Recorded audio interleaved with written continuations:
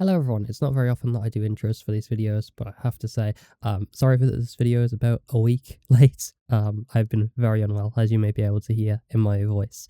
The only little bit of information I want to share on this week's news is that the Steam winter sale is probably on, so you should probably check that out. But anyway, I'm not going to do any long intro, so, enjoy the podcast.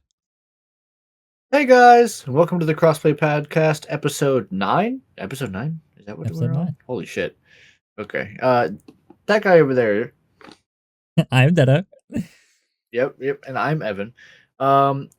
Today is going to be a fun one, because we both have a lot to talk about and fucking nothing to talk about. So we will figure it out as we go along.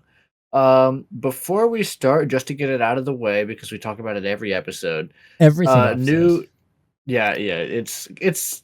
It's one of the most fun things going on in gaming right now. Krafton is grasping at straws. I'm not looking into this in depth at all because I don't want to take up too much time with Krafton again, right?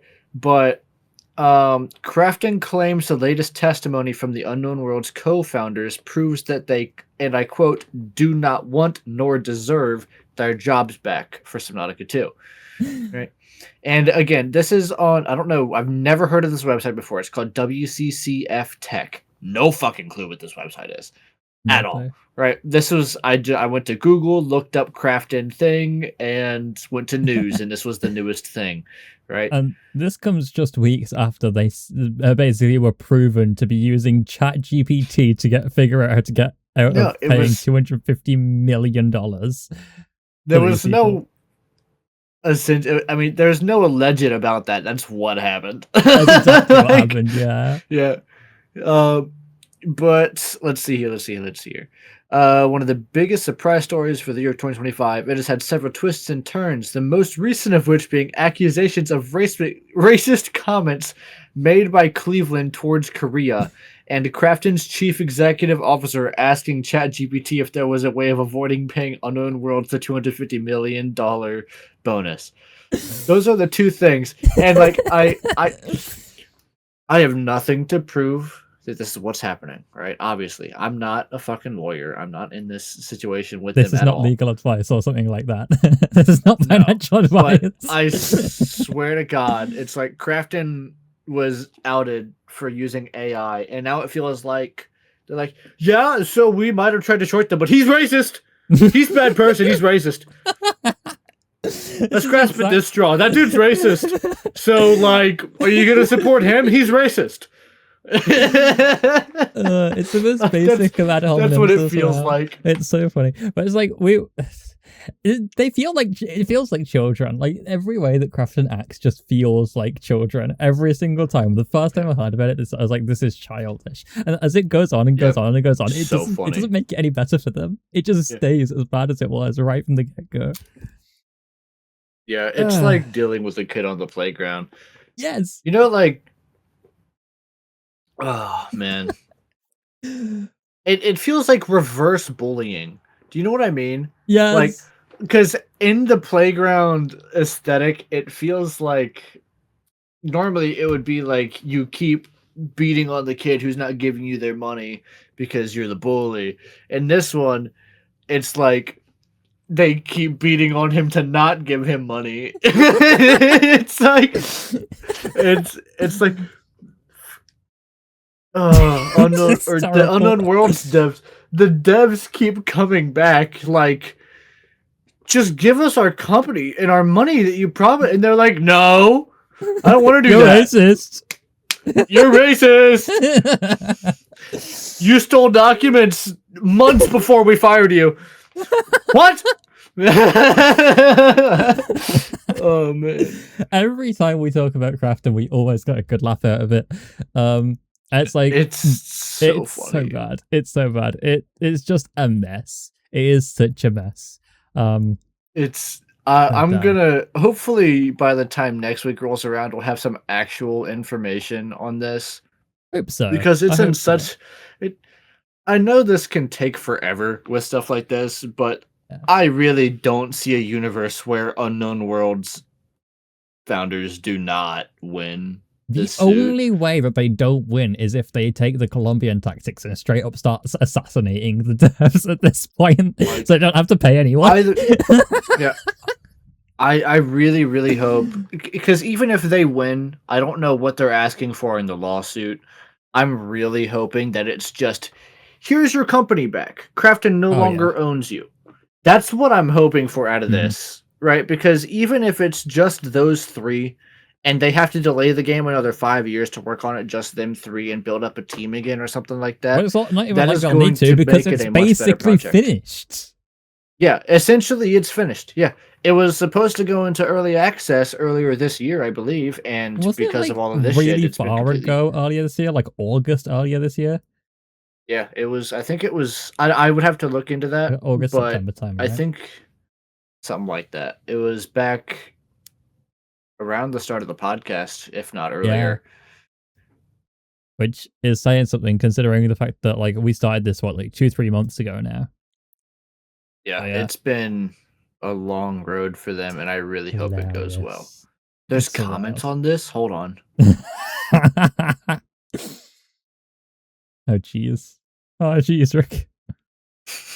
One of them is just, see? They were only in it for the money! Okay, Krafton, why are you here?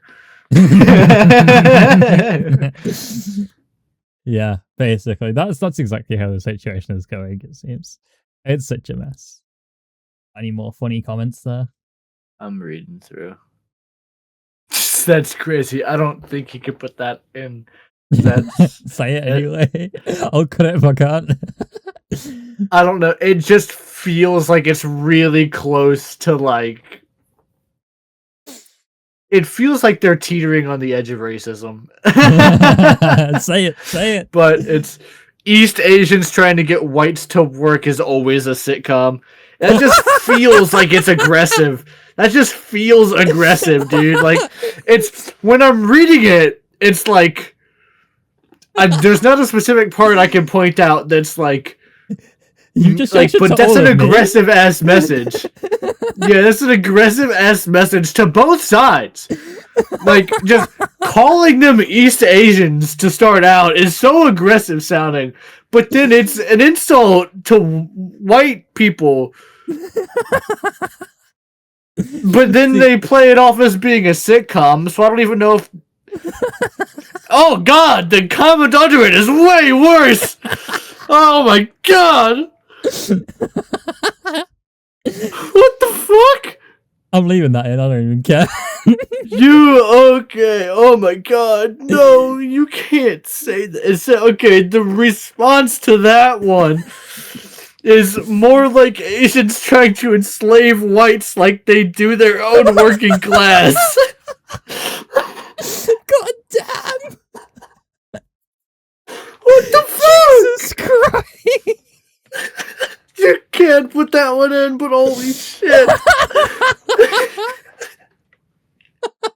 Oh my god, no fucking way. If there's been a gap, I had to cut that part. I don't know if I am or not at this point, because these are not our views. These are other people's on the No, internet. So not at all, but that's I didn't hilarious. want to... This guy that commented that is on a fucking... He's going to all the different comments and saying shit. Another one of his is, yeah, I bet you guys respect the sweatshop workers. Holy fuck. I think the funniest part about all of this is how white capitalism is just as bad. The way that our culture is now, with like the workaholicism, is just as bad. I don't think this person understands that. This person is calling sweatshop workers parasites.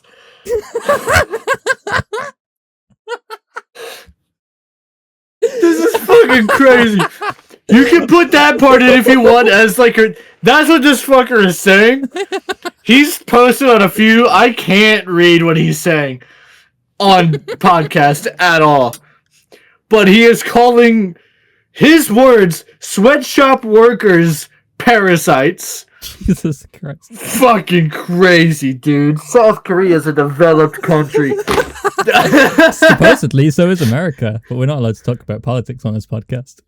Oh my god, that... Our shareholders will get angry with us. My head hurts. We are moving on. No more Krafton. Not until next episode. Not till next episode. Oh, dude, I've got a headache and my neck hurts. Don't say neck hurts too quickly, otherwise you might sound like that one guy. Oh, man. Dude, the gears of my knees hurt, man. Oh, fuck. Jesus Christ. Okay, so here's the end of the jump cut. A portion of that may have been cut for quality assurance purposes. Or I might just leave it all in because it was fucking hilarious. Please. I don't know. It was funny. We're gonna put that on Patreon. Oh no! I can start Holy with Patreon. shit. That was fine. All right, I'm going to move on to something else because Jesus Christ. All right, You take something because I Yeah. was just doing something pretty normal and chill, and it led to racism, and I don't want to be part of that. So where are we going, buddy? I'm going to start where I'm going to start. Fallout 76 recently had a massive update, which brought the Burning Springs region, which is basically Ohio, to the game. And I say basically Ohio. It is Ohio. You can finally go visit your girlfriend. Well, I mean, it is like 100 years in the future, so I don't know about that. So, this is soda, not alcohol. Just as a heads I mean, I up. don't fucking care either way. You could be knocking back some fucking Smirnoff Ice, so I wouldn't care. No, that's 808. That's my Kentucky swamp water. Yeah, of course. But yeah, I've been playing a lot of it since the update. I've been playing it for about a week. I'm already logged how many hours? Let me have a look. I have put 60 hours into it in the past week. I was up until 6 a.m. last night playing because it was so fucking hilarious. But I've just been meeting a bunch of random people on there because like area chat and like you can join like teams in game and like people are more willing to talk in teams as well. But it also has prox chat as well. And like people are so fun. People are so much more willing to talk on that game than like any other game that I've played. And it's so fun just meeting new people and stuff. Is it PvP or just PvE? It's mostly PvE. There is the ability to do some PvP if you want it, but there is also a pacifist mode, so you can't actually harm other players or their structures. Pretty cool. I was just going to see, because I have been playing new games too, but we can continue about that. Where the fuck are my hours? Come on, PlayStation. There we go. Yeah. So I've put about the same amount of time. I put 54 hours into Yote in the last since I got it. Well, yeah. I mean, Yeah, I never got heavy into the Fallout games. I've always meant to go back and play through Fallout 4. yeah. And I've watched more videos than I can count on New Vegas. But yeah, I do like the universe and stuff. I've just never really watched it. I don't know why. Yeah, Or no, I mean, I've played it. I've never really properly gotten into Fallout, but my brother was talking about it a lot, and we went on like a couple 2-hour walks back to back, like one day doing a 2-hour walk and the next day doing another 2-hour walk. So he was talking about it a lot, and like his passion for it really like is what sold me, because I planned on playing it for a while, but like the new season's just come out as well about a week ago. As I mentioned, introducing Burning Springs, it introduces a rad hog that you can get as a little pet, and a bunch of new enemies. It has bounty hunts. The ghoul from the show, if you've watched the Fallout show, then you know who I'm talking about. Played by Walton Goggins, I believe is his name. He's in it too, and he's like signing you all these bounties and stuff. It's really, really fun. I've been really enjoying it. And like there is so much content now. If you get into Fallout 76 now, there is such an unbelievable amount of content. The amount of times that I've got distracted from doing one thing and then got distracted from that thing, and then I got distracted from that thing because there's so much. Like I'll be trying to do a quest or whatever, and then I'll realize, oh shit, I need to work on my camp, and then an event will pop up, so I'll go and do the headhunt or whatever, or the mutated event, and then I hop off that and then go do something else, and I'm just all over the place. So there is such an unbelievable amount of content to do now that it's a perfect time to hop into it, especially because, like I said, new season's just started, which means there's a new pass, like they call it score board, I think. It's the seasons, but there is no like premium tier to the battle pass equivalent. It is just a pass, which you just when you do challenges, you get score points, level up your pass, get tickets, and you can just buy the stuff from the season pass. I'm Which is the way really to do 'em. hoping. Yeah, I'm really hoping that with stuff like, not to go back to it, but stuff like the Unknown Worlds Krafton lawsuit, whenever that resolves, and pretty sure Unknown Worlds is getting their shit back. Like stuff with that coming out with that dev, and then Silk Song is probably going to be really high up there in Game of the Year. Same with Clear Obscure is huge, and all of these other games that are coming out that are indie dev, and even stuff like Sucker Punch with Ghost of Yote making some really good, soulful AAA games and stuff that aren't so predatory. I'm hoping that all of these games getting all this recognition and all this money without having to be predatory the way that games have moved towards since Fortnite. Yes. I'm 100% Like- with you on that. Like I missed the gaming sphere before Fortnite so goddamn much. Absolutely. Pre-pandemic What- gaming was peak. Oh yeah, because that's when like even like it obviously the game wasn't as good, but like my peak in my brain thing for like pre-Fortnite, pre-COVID era gaming is like 2018 Overwatch. Yeah, I can see that. That game back then, when there was still loot boxes, so there was some gambling aspect to it, but you got a free loot box every day. You got loot boxes from doing challenges that were in, limited time events, all kind of stuff. You were able to gain it very easily, but there was so much in the game that it was hard to get what you wanted, and you would get repeats, which would get you coins, and those coins you can eventually spend to actually buy the skins outright. And that is perfect, and it's all cosmetics. Yes. And Like- I wanna like expand on that a little bit. The fact that you get duplicates, and when you get duplicates, they basically get turned into another currency you can buy stuff with. Meanwhile, in 2025 gaming sphere, Epic owns Rocket League and Psyonix. Epic owns Psyonix, who own Rocket League. And so they completely got rid of trading, but then gave no opportunity. So like if I get a duplicate, I get a duplicate, and I can trade it up to a black market, but I have several black markets which are the highest rarity that I can't do absolutely anything with, because you can't melt them down, you can't trade like 3 black markets up to a random other one and a random non-dupe, you can't do any of that shit. There's no like duplicate protection, and it's just absolute fucking ass.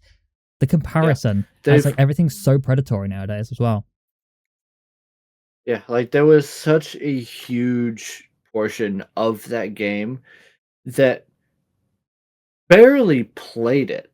Like they would play with friends, and they would play some like casual match and stuff. They didn't play the ranked. They didn't go for all that stuff. They just went in there to trade with their community and to like just get swag. They just wanted to look cool. Absolutely, yeah. And like trading up And- was such a satisfying feeling as well. Like I am still so mad that what they've done to the state of like items, and I know that items shouldn't really be like exclusive or whatever, you know, there's a reason for them to be, but they have given away the tactical nuke goal explosion. Was one of the rarest in the game. The way to get that Didn't they give away Alpha Boost? Am I crazy? they didn't give away something Alpha like that? Boost, but they've given like versions similar boosts for like exclusive things that are similar to it. So for like their other anniversary recently, and then for free to play, they released a couple of different versions that looked like very similar to Alpha Boost. But yeah, like the nuke goal explosion, and I think it's the Nemesis car body, were exclusive for Twitch Prime. It was Twitch Prime rewards during a period of time. That was the only way to get them. But then they decided to, oh no, we're going to give them out as drops as part of watching live streams. It's like, that's a completely different thing. Why are you giving these out for free to people? And then you have wheels like the Apex wheels. Apex wheels were the gold standard of like the rare thing that was actually obtainable. Because obviously there was the alpha items and stuff, which were extraordinary. There was something else like that in the game where it was like super, super rare, and I was one of the few people that had them. It wasn't Rocket League. And then they did something, and it was like made free, or it was like added to a default part of the game or something. And I remember that's only ever happened to me like once that I can remember, and the emotion is still there. I cannot remember the context. Yeah. My brain wants to tell me it was something. Oh, I know exactly what it was.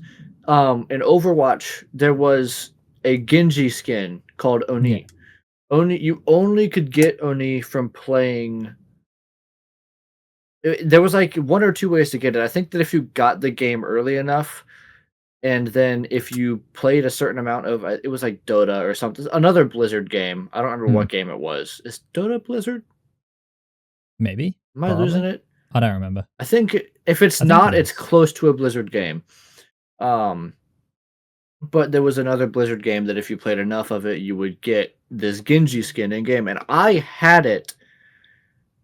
I never played Dota or whatever game it was. I think that I got it because I had because the console edition of the game was the Origins edition, I think, Oh, and I yeah. think you got a bunch of stuff for that. Mhm. But like it was only console players that really got it. Any PC players, people like that, couldn't get it. And then all of a sudden you could get it just for free. Like it was just a normal skin in the game.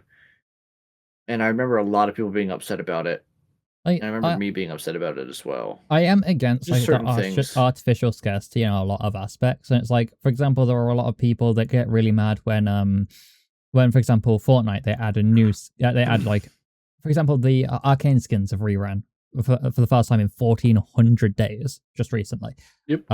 And like when I had like the School Trooper, people got pissed off when they re-released School Trooper. People got pissed off when they re-released the punk girl. I forgot her name. Like the rocker girl. And it's like I have rocker girl. I have the Renegade Raider. I have all sorts of skins that like were rare and now aren't, but like I don't care about that because they were never scarce, you know, they were just part of the item shop. That's its own thing. But when there's a specific method to obtaining something, like for example, just with the Twitch drops, the Apex Legends, the Apex wheels were rare. The purpose was they were dropped during the esports live streams, and then they stopped dropping them, and then they were moved on to other wheels and other items that they dropped every single time. Like every single, but it's like if they decided, oh yeah, we're just gonna put the wheels you get for attending RLCS in the shop. It would basically be like if they did that. And it's absurd that like, okay, I understand people are mad about like white Zombers and titanium white Octane being in the shop, but that's its own thing, you know? It's like, yeah, it kind of sucks, but who fucking cares, really? Like, a big deal. But that's the one big thing that's bothered me since like the updates is them putting the titanium white stuff in the shop. yeah. Because But there's no way to obtain it now. Yeah, and like, but they that's how it got ruined. Because especially with Rocket League, they've made the situation so much worse than when you could just trade. Yeah. When you could just trade with people, you would do it with friends casually. You'd maybe swindle some low levels out of shit they didn't know they like had that was good. Like there was that part of it sometimes. But like now, in order for people to get the stuff that they want that they can't get anymore, people are like paying hundreds of thousands of dollars to buy people's accounts from them. Basically, yeah. And which is sign so into it. And then the people sometimes will just sign back into their account, switch the password over, and block them out of it. Get the fuck scammed. And then that's $1,000 for the alpha boost gone. Yeah, basically. You and no it's longer worth have much access more to than it. $1,000 as well these days. Yeah. But it's like, and like selling accounts did kind of happen back when during like, because you'd sell an account for like titles and stuff, because those weren't tradable. Yeah. So people would sell like, well, certain untradable items, but it's mostly the title was like if you had like certain Grand Champ titles or certain season rewards which you couldn't earn like after the season had passed. But it's another example of scarcity that makes sense. You have a season that has special rewards for playing through the season, for getting to each rank. They should be locked to that. I 100% agree. But that's one of the few times where scarcity makes sense. Of quite a few things we've mentioned here, scarcity makes sense in all of these topics. But then deciding, yeah, we're going to remove trading and we're also going to make half of these things like completely free and basically obtainable in their own ways. Like Titanium White Apex, you get now for watching a couple minutes of TikTok live streams, and you get an entire fucking bunch of Apex wheels. I have so many items on that game that used to be worth such an unbelievable amount, so much, and they're just basically not worth anything anymore because of Epic. And it's like, it sucks. And it's like, even if they weren't tradable, they're still, they still have value, but they don't anymore just because Epic sucks ass, and I fucking despise that company. Yeah, I really wish that I could rewind back a few years and just tell all of these companies to just stay indie, Yeah, for real. because especially with a company like Psyonix, Oh god, yeah. they were already like top of the gaming sphere Well, before, Rocket League like, was one of the most successful esports in the world before Epic yeah, came along. Epic, like and they used to on be top at the of that, Game Awards, like yeah, consistently. on top of that, they were huge just casually as well, Yeah, because absolutely. it was only a $20 game, wasn't it? It was cheap. Yeah, It was fun. it was like You could £15, get £16, and yeah, you could get yeah. yeah. There was no pay to win for anything, right? Like, I guess you could say that stuff like the Batmobile or whatever was super good back in the day, but even then, it's like there's only it's still very niche what you had to do with that car, and you could do the same thing with a Breakout, you Yeah, know? with Breakout, with Domus, with any other car. And then they decided the flattening should happen, where, like, I think it completely ruins creativity and, like, expression in that game as well. I think it was in 2018 when it happened. They standardized Where every they single hitbox. defaulted everything. Yeah. Yeah. So you have, like, a set of hitboxes that every car follows now, which means that no car, like, it doesn't matter what you play. And it's like, that's so boring because Which people used to made find the Merc. cars that they found really fun and interesting. Didn't they make the Merc into a fucking Octane hitbox? No, but I Like, wouldn't even fucking be surprised if they did. Nah, the Merc has its own hitbox. The big boys do. okay. But Okay. yeah, like I thought it is was just Ominous or Dominus and Octane. nah. There's But Dominus, Octane, Breakout, Hybrid, Mark, and a couple of others. But then they were like, oh yeah, we don't want it to be pay to win, so we've completely removed every hitbox besides a set few, and then decided, oh yeah, we're gonna add F1 cars that have their own hitbox. mhm. Excuse Yep. the fuck?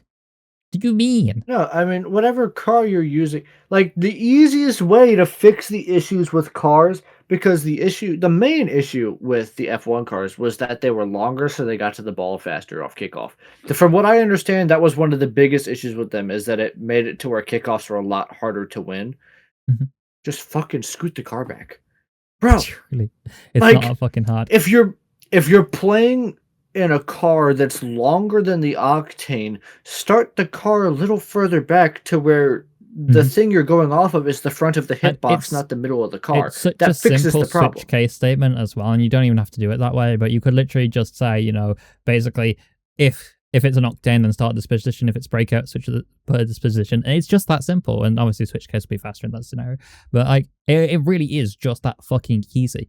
But these companies are so incredibly fucking stupid, especially when it comes to like post-Epic Psyonix. Like, they don't know what the fuck they're doing anymore. And the problem is as well is that like everyone used to shit on the competitive rewards. I quite enjoyed them back in the day, but now every single reward is like, oh yeah, here's the icon of the rank as a decal or as a boost or as a trail.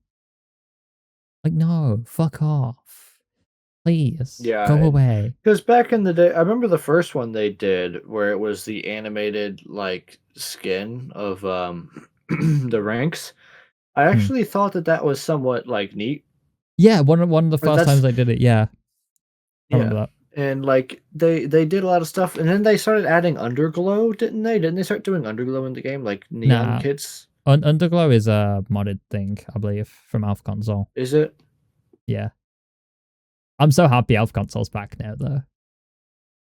They were dead for so long. Alpha Console was a modding tool on PC. It was dead for so long, and it was so annoying how long it was dead for, but they brought it back, and it makes me so happy. The only reason why I care about it is for custom titles. You can add your own like title to the game. And mine's Rocket Genocider because that's the name of a trophy. For I think it's a drop strap based trophy, or like achievement in Rocket League.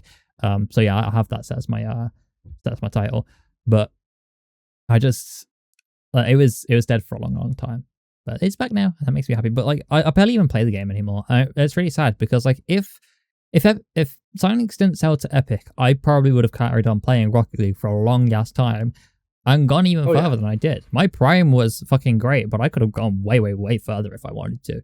Yeah, I mean, pretty much like right before everything went down with that is when you almost made pro level. Basically, yeah. I was basically told I that mean, if you I did. continued, yeah. I was basically told that if I continued within a year, I could get to a level where I'd be signed, properly signed, basically. Yep. And it went from that to now I barely fucking play the game anymore. I haven't touched it in fucking forever, and like the only time I really touch it is to hop on for a few minutes just to fuck around. Like I last played it on the 8th, but yeah. Yeah, it's become our we don't have anything else to play again. Basically, and it's usually just like as a stream game. Like if I want to do a game with a bunch of people, like especially when it's with you, but like with Wick as well. Like we have Phasmo, we have Rocket League, we have a couple of other things. It's just we hop on, fuck around, and that's about it. Also, I do have Gmod now. And yeah, let's go. I will let my people know. That being said, I think we should move on from complaining about Epic, which we also do every single fucking episode.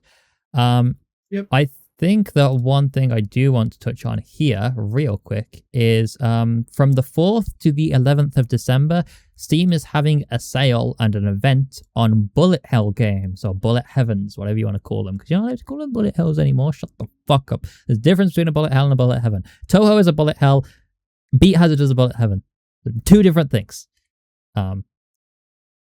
I get mad at this, but bullet hell is my favorite genre of all time, and there's a bunch of demos to go. In fact, I downloaded a bunch of demos of games. 1, 2, 3, 4, 5, 6. I downloaded 6 different demos, and one of them is a new Toho game that's coming out soon.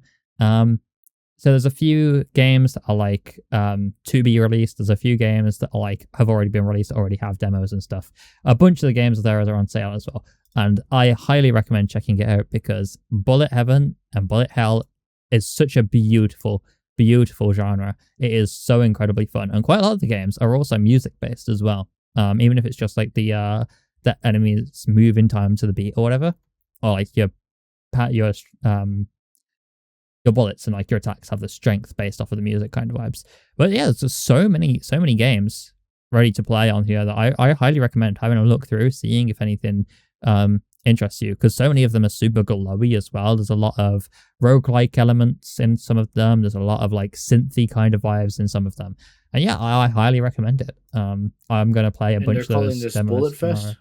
Yeah, I think that it's the Bullet Heaven. Yeah, Bullet Heaven 3.0 festival, since the last one was in November, I believe. They've done a couple of these. But yeah, but I think they do one every year at this point. But yeah, they're really cool. I highly recommend checking them out. Oh, they're having a Krafton publisher sale that's live for the next 6 days. Look at that. Shut the fuck up. There's a bunch of sales going on right now. There's Forza Party, which ends on the 11th, which is actually tomorrow. There's which means it'll be yesterday from when this video goes up. 11-Bit Studios is having a sale. The Metro franchise is on sale. Inscription is on sale. There's a bunch of sales going on. I just realized that the 11th is tomorrow, so the Bullet Heaven Festival will not actually still be open when this video goes up. But I recommend checking out the games that are on there anyway, because Bullet Hell is such an incredible genre. And I recommend it. I can't find this right now for some reason. I'll send a link. I was gonna look through it. But yeah, I keep hearing good things about this Where Winds Meet game too, but I've not looked at it. That is very, very, very popular at the minute. Is it a multiplayer samurai game? I know it's an RPG game. I don't know if it's multiplayer though. It might be online. Well, it says actually no. I think it is online. I think it's like I'm looking it at can the be Steam both. page right now. Open world, free to play, multiplayer, Souls-like action. Yeah, it's like it's free to play. Shit, it's basically if you took a gacha game and removed the negative elements of it. Also, all of the AI, I think, are actually like interactable. Like you can talk to the AI, and they will actually be like generative AI. Hold on, sorry, I'm looking at this like little video gif they have of the combat. That looked badass. What was that? Yeah, it's sick. Deado, we've got a new game to play. Yeah, I actually have this game installed. I've been meaning to play this for a while. Is And it crossplay, or do I need to get it on PC? Because I'd much rather run yeah, this it is where it'll cross-platform run well. multiplayer. It says it on the Steam page. Single player, online PvP, online Good. co-op, cross-platform multiplayer, Steam achievements, and in-app purchases. And in fact, if I remember correctly, I think that this is the game I heard it about. There was, because of like how much they don't want like pay to win and stuff, they added something to the game that was crazy stupid expensive, like $5,000 expensive, because they were like, this is hilarious. It was a comedy. It was basically a skit. They were like, we ain't selling this, basically, because we don't want this to be pay to win, but we want to show you we can, but we're not going to do it.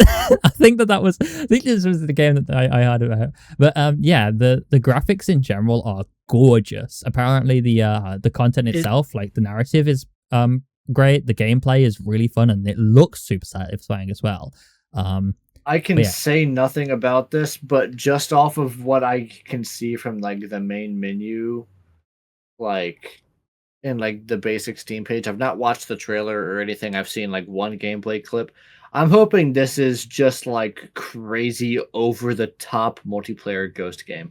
Like, yeah, I think that's a good way of like seeing it. That's what I'm hoping for. Whether or not that's what it is, I have no clue. We'll let you guys know think next episode. From what I've seen of it, yeah, that's kind of the vibes. But yeah, it looks fucking incredible.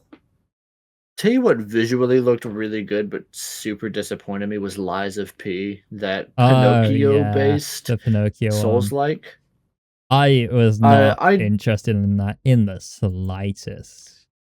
I think that it visually, like art style-wise, like it's basically a more futuristic Souls-like, where instead of it being like old school Gothic and like medieval stuff, it's like futuristic, like robots and shit. And that idea alone was very intriguing to me, and the design of a lot of like the automatons and stuff, because they're not like full-on robots, because they're all like puppets. But I don't know, it was very visually striking, and I was really hoping that I would like get into it and play it and really enjoy it. I played it for like an hour, and I was like, this is boring as shit. This is ass. Yeah, pretty much. Yeah, that's fair. But yeah, like I said, I have Where Winds Meet installed. Would you want to play that on stream at some point? Absolutely. It's downloading very, very slowly right now, which means that it's the timer is still going up and it says 0%. Oh, lovely. Oh, I mean, at least you can just, you're not exactly going to be playing it right now. You're not anticipating. I lied. So. It says 1%. Okay. Cool. Yeah. I honestly always recommend having a look at the Steam pages whenever seeing if they have any events on, because like even if you don't necessarily even play on PC, you could get some ideas of some games you wanna give a go. And some things are, they can run on a potato as well, especially bullet hell games like Toho games. Can I open this in-app? Oh, the Steam link. I actually have an extension on my browser that lets me do that. Whatever, I'll look at it on the site. I don't know if I talked about this at all last time. This is kind of, again, off topic. But, good old Scott Cawthon, right? Scott Cawthon, yeah. Yeah. Before he ever worked on the Five Nights at Freddy's games, he made a bunch of other shit. He has made so much trash. It's so funny. A fuck ton of trash. But there's one in the middle of it all called A Desolate Hope that genuinely looks really fucking interesting, and I really want to play it. Fair enough. I think that Scott Cawthon is a perfect example of if you just keep at it, eventually you'll do it. Eventually you'll do it right. Eventually you'll get there. But for reference, let me count these out while Evan says something. I don't know, fill the air with something. I'm going to count out how many games he released before the FNAF games. It's a lot. And he made a lot of weird Christian religious movies too. Like, nothing against religion or whatever, but I don't know. The movies just look weird themselves. That were 78 games that Scott Cawthon made before the first FNAF game, and one of those includes Fart Hotel. But this Yep. just goes to show that Fart if you Hotel just was- keep at it. I recently, just while I was scrolling through YouTube, because I usually put a video on as I'm trying to fall asleep just as background noise, on my TV in the bedroom. And I was just scrolling through and I found a video that was the hidden masterpieces of pre-Five Nights at Freddy's Scott Cawthon. And I was like, there's no way any of that shit was a masterpiece because I haven't heard of it. And Fart Hotel, I think, ended up being like a 10-minute mobile game that was just fart noises. I think that's all it was. That tracks. Yeah, it was a mobile game. But then I figured out he made actually a game that I played a lot as a kid that I didn't know was his. There's a game called Sit and Survive that he made. Yeah. That is actually really good from what I remember when I was a child. I played it all the fucking time as a kid. I couldn't tell you how it works anymore. It's been years, but that one I did genuinely really enjoy. And then The Desolate Hope visually looks amazing. Like, it takes like the animatronic and like, because say what you will about him, dude's a crazy fucking graphic artist. He is awesome. I think it's makes just some crazy really to good be art. honest with you. That too. I mean, to come up with that story, you had to be. One of these days, I will make you make the inaugural fucking mandatory FNAF episode, and we're gonna talk about the lore. One day. Because One day, I didn't maybe. spend the last decade of my life following that shit not to talk about it. Okay? Real. To be fair, though, the last few years, I could not fucking tell you what's happening post, like, security breach. Yeah. Like, yeah. security absolutely. breach and on, I know the basics. Which has everything been like, up what, to that? 6 installments already? Only 2 main installments, 3 security There's breach, been security breach, ruin. Yes, there's been Well, because there was security breach, then there was ruin. One. There's been Freddy in Space 3. There's been Help Wanted. Well, hold 2. on, no, There's no, been shut Into the fuck Pit. up, There's shut been the fuck up. Secrets of the Mimic, and then soon will be 5 laps of Freddy's.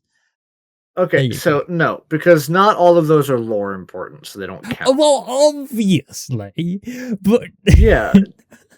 This is like putting Mario Kart in the main Mario timeline. It doesn't fucking it is exist. a part of the main Mario timeline. What do you mean? I don't fucking believe you. Because Just like how I'm Sonic not... Crossroads is actually canon. Okay, whatever. Maybe that was a bad analogy. But I'm just fucking with you anyway. yeah. But yeah, like the actual games that are significantly lore important. I forgot about the VR games that have released since Pizzeria Sim, I think, was FNAF 6, and then I think it was straight into Security Breach. I could be wrong. Maybe Help Wanted in there somewhere. But there were the 2 VR games, then there was Security Breach, and there was Ruin, and there was Secret of the Mimic. So I think those are the 5 big ones that are important. I don't know what to make of Into the Pit. It was very cool stylistically. I don't know what the gameplay was like. I watched Markiplier play it because, of course. It's Markiplier. But yeah, I never really watched a lot of videos on that one because usually I would like watch Markiplier play it, then I'd go and find Astral Spiff's video and watch him do something, and blah blah blah blah, all that shit. But never really did that. Fair enough. Yeah, I've never really been into the FNAF franchise. Never really cared about it. I remember people talking about it like years ago when I was in school still, and talking about how amazing it was. And I was just looking at it, I was like, eh. And even to this day, I'm like, Not like eh. Like I understand the lore and first. stuff in there, Yeah, the up until Pizzeria Sim, if they had ended the series at Pizzeria Sim, which I wish they did, the story from like FNAF 1 up to Pizzeria Sim is genuinely really cool. Yeah. Like, ignoring the fandom, it's like My Hero. The story and the characters and Yes. everything is really, really good. The fandom sucks The ass. fandom is one of the worst. But I actually talk about this pretty often. I feel like there's quite a lot of things that's actually really difficult to get into just because of the like community. Like the community can make or break the perception of a game. Like for example, League of Legends. It doesn't matter how good or how shit League of Legends is. That community is absolutely god awful, and I'm not getting involved with it. I'm not, and that's coming from someone who used to be part of the Rocket League community and knew everyone, and which is easily used to be the most toxic of any gaming community back in the day. Like even worse than Rainbow Six Siege when it was. But God, was it funny? But God, was it fucking hilarious? It was I've been part of the Genshin community, which are also fucking terrible. Just a bunch of gooners and bad people. Yes, exactly. To be fair though, the Zenless community is the chillest out of all of them. They know that they're gooners. They don't try and defend it. They don't care. But everybody has physics. Whether it's the guys, whether it's the hair, whether it's the girls, everything has physics. And those animators just went so fucking hard on that game. And I love them for it because the game is just. It's you can tell it's passion and not made as it's not made as like a corporate game. It is genuine passion that they pour into that game. The lines are hilarious, the story is great, and it's very like cartoony kind of vibes, like with that animation and stuff, like the way they run, like they do like the Looney Tunes run once or twice as well, and that kind of shit. They're happy to just take the piss out of everything. That game is comedy. I love Zenless. But yes, every gacha game, honestly, almost every gacha game, the communities are fucking horrible. Whether it's Genshin Impact, whether it's Star Rail, whether it's Wuthering Waves, I fucking hate the community of Wuthering Waves. Pretty much all of them. Absolutely ass. For real. But yeah. I somehow just managed to gravitate to terrible communities somehow. Oh, yeah. On the other hand of that, there's certain communities that are so good and welcoming. Oh yeah, absolutely. Like, for example, Attack on Titan community, like the people that watch Attack on Titan are so chill. Like, as much as I love Naruto to death. That community, if you watch the show and you are chill, like 90% of the people that you'll meet IRL that are Naruto fans are chill. They're like, "Oh, you like the show? Who's your favorite character? Oh, that's super cool. This is mine." And they'll have like a discussion with you, and they're not gonna like bash you for shit. There's a very specific subset of Naruto fans that, for whatever reason, if you don't like Sakura, they will fucking murder you. Which and I will is like. I remember hearing about this because why the fuck do you care so much about the fucking most absolutely 2D character in an arguably very, very good show? Yeah, Naruto itself, beginning to finish, is a very, very good show. Not just anime; it's a very good show, very good piece of media. 100%.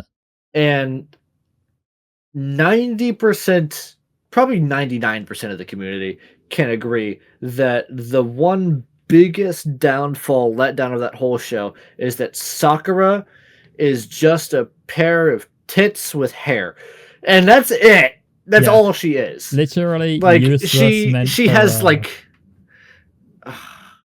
out of the 500 canon episodes of Naruto, she has like 3 cool scenes, and that's it. Yeah, like pretty much. She's literally just meant to be the main character's like attraction. I forgot the word for it, but like every show has to have one. But like, that's only till episode like 200 out of 500. Like, and then halfway through the show, remove her only purpose, and she's still just as useless. Yeah, like I guess not technically, because all the way up through Land of Iron, at the very least, Naruto has some amount of feeling for Sakura.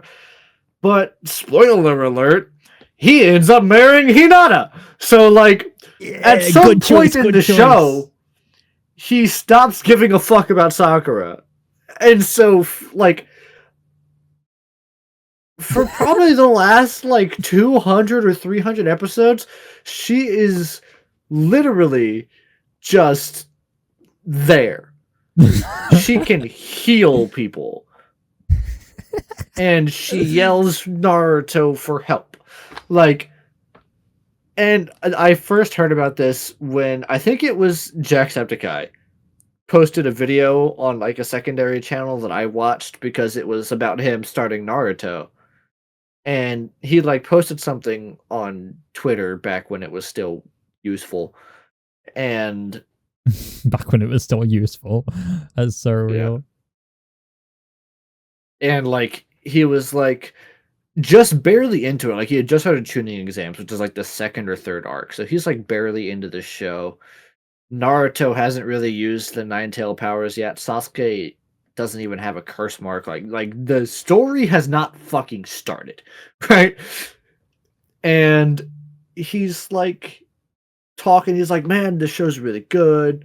I really like everything I've seen so far. I'm a little disappointed in Sakura. She seems really, really useless right now." And then people were like, "Oh yeah? Well, this character dies, and this character dies, and here's a spoiler about this character." And it's like, what the fuck is wrong with you?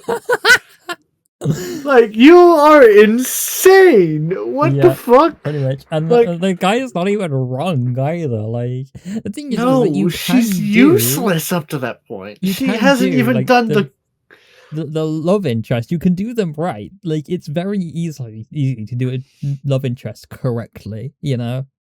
But like, even, for example, in My Hero Academia, Hachiko has plenty of like time. Hold on. Wait. Hold on. No. How the fuck did you say her name? Are you talking about Ochako Uraraka? Ochako? Yeah. Okay. Okay, you said her name weird as fuck. I say her name like a white person sometimes. I do that with a lot of Asian names because I am white. Ochako was already a white way of saying it. Hold up. But yeah. Anyway, like she from what I've watched, anyway, of course. I have to preface everything I say with that right now. But like she was again used as the love interest, and she had like interesting parts of the anime for sure. She had her own episodes, you know, her fight with at the festival Sports Fest, incredible so as well. Good. That was such good. a satisfying battle. I loved that shit. I also love how they had to fucking literally put a one of those masks on. On Bakugo, like it's a little fucking dog. That's so fucking funny. But yeah, like even that, like I want to talk about that in a minute too. I want to talk about Bakugo. Oh, absolutely. I don't think she has had enough screen time in the slightest. Because she is just used as the love interest, and she has so much potential. That she gets some more screen time in the seasons you've not watched yet. Yeah, I've seen a little bit. She gets her whole. Oh my god, her fight. I'm not going to say anything about the fight. She's the one who takes down Toga. Oh yeah, right? Yeah. That fight is on so island, right? Fucking cool. Oh my god, that fight is so cool. I love Toga such an incredible amount. Like I have a hoodie of her. She's fucking crazy. That's why I love her. Insane is. I know it's because you're a gooner. That too. But I'd let her stab me for real. But yeah. Well, I'm British. That's the only way I know how to express my love language. But yeah. Like, oh my god, I saw a meme the other day about that. It was like some character that uses a bunch of knives. Or no, it was this guy talking about a tree. This is a little side tangent. There's a tree that grows, I think it was somewhere in Asia, that is just covered from like base to top in a bunch of like inch-long spikes. Oh, yes, yeah. And it's this Australian guy who makes like YouTube shorts, and he just goes on and he talks about ridiculous, random, like super dangerous plants and animals. And he's like, "And this fucking tree armed like the average England resident or something like that." Yeah. It's like, I don't know. I thought it was funny. Yeah, I mean, it is real. As someone who lives here, I can confirm that's exactly what this place is like. Do you just have a bunch of knives? Perhaps. Call me Yuri. Awesome. But I have my own nice collection and everything. But yeah, I'm going back a little. Yeah, I think that a lot of characters in My Hero have a lot of potential, and I hope that a lot of it gets realized in the seasons that I haven't watched yet. But there was so much opportunity throughout all of the seasons that I have watched for it. And it's just like that. No, I haven't got enough screen time. I still think that one movie, I think it was the second movie, it's exactly where I still haven't watched the My Hero movies. You should, because you'll understand exactly what I mean when I say that if the entire show ended on, I think it's the second movie, then it would have made sense. That would have been a perfect conclusion. And as far as I'm aware, that was meant to be the ending. That was intended to be the ending. Well, but then they decided My Hero movies are all non-canon. technically, yes. But Like, there are some bits of canon, but like, not really. But like, yeah, the thing is though is that like, yeah, the second movie, as far as I'm aware, was the original intended ending. You can see it as literally an alternative ending, as if things ended way earlier on, a potential future, if you want to see it that way. So, remind me of what you've seen up to in My Hero before I talk about stuff, because I don't want to spoil. I've seen everything. bits and pieces of season 7, I believe. What have you seen? I saw Deku shoot off when he was on the island and he sort of had to run away because he had another fight to get to, and they were all doing their fucking combat things where they like split everyone up into like 6 different sections. So, did you watch all the way up through the Vigilante Deku arc? Oh god, I don't even fucking remember that very well, to be honest. I have seen it, but not very. It's the one where he fights the purple-haired chick and he finally unlocks all of the powers and he's using them all together. Yeah. I have seen it. I barely remember any of it, but I have seen it. Yeah. Okay, that's one of my favorite seasons. What I'm gonna do is I'm gonna put it on in the background while I play Fallout 76. Because I've already watched the first fuck ton, so it's not really a big deal if I'm like missing the little bits. But wait, so have you seen? I want to say this with like the least amount of shit that I can. Have you seen so you've seen the raid on the hospital where they get all of the heroes together and they raid the hospital and Shigaraki wakes up early? You know what I'm talking about? Yeah. And then you saw Bakugo jump in front. Yes. With his super fast blasts. Like the first time he uses is like, okay. Okay, cool. My memory is very fuzzy on it because I barely remember much of that show. I was not paying as much attention as I realistically should have been. But it's really good. So I said a moment ago I wanted to talk about Bakugo. And there's just the fundamental shit about that character that people tend to get wrong. Right? And I'm going to try to only talk up through season 6. And then some bits and pieces of season 7 and 8. But I'm like, spoiler warnings for people who've not watched it yet. Obviously. If you haven't watched it yet, what the fuck are you doing? Ignore the fandom, watch the show. But yeah, My Hero. I mean, you start out and you follow Izuku through the whole story, and Izuku is really, I love just the fucking relentless good guy. Like, I want to save everybody. I love that fucking trope. There's something about it that I can't. People find it cringy. I fucking love it. I think it can be done really well. I think if you find it cringy, it's because their characters are just done wrong. But it's why I love. It's why I love. Oh my, like the way he. Oh yeah. Yeah, just that nobility almost. I don't say nobility. That noble. Yeah. Did you watch the new James Gunn Superman yet? No, I need to. Oh, it's so good. Me and my girlfriend watched it last night because I bought the DVD, and she hadn't seen it yet, and I've already seen it twice. So I was like, we got to watch it together. So I watched it a third time last night. That movie is, I'm so excited for what he's doing.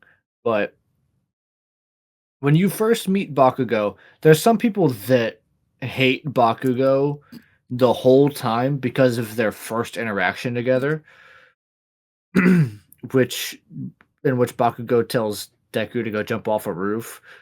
Bakugo was a kid. Yep, to self-delete himself. Well, that's when they're in high school. That's like right before they go into UA, essentially. That's that semester beforehand when they're getting ready to graduate junior high.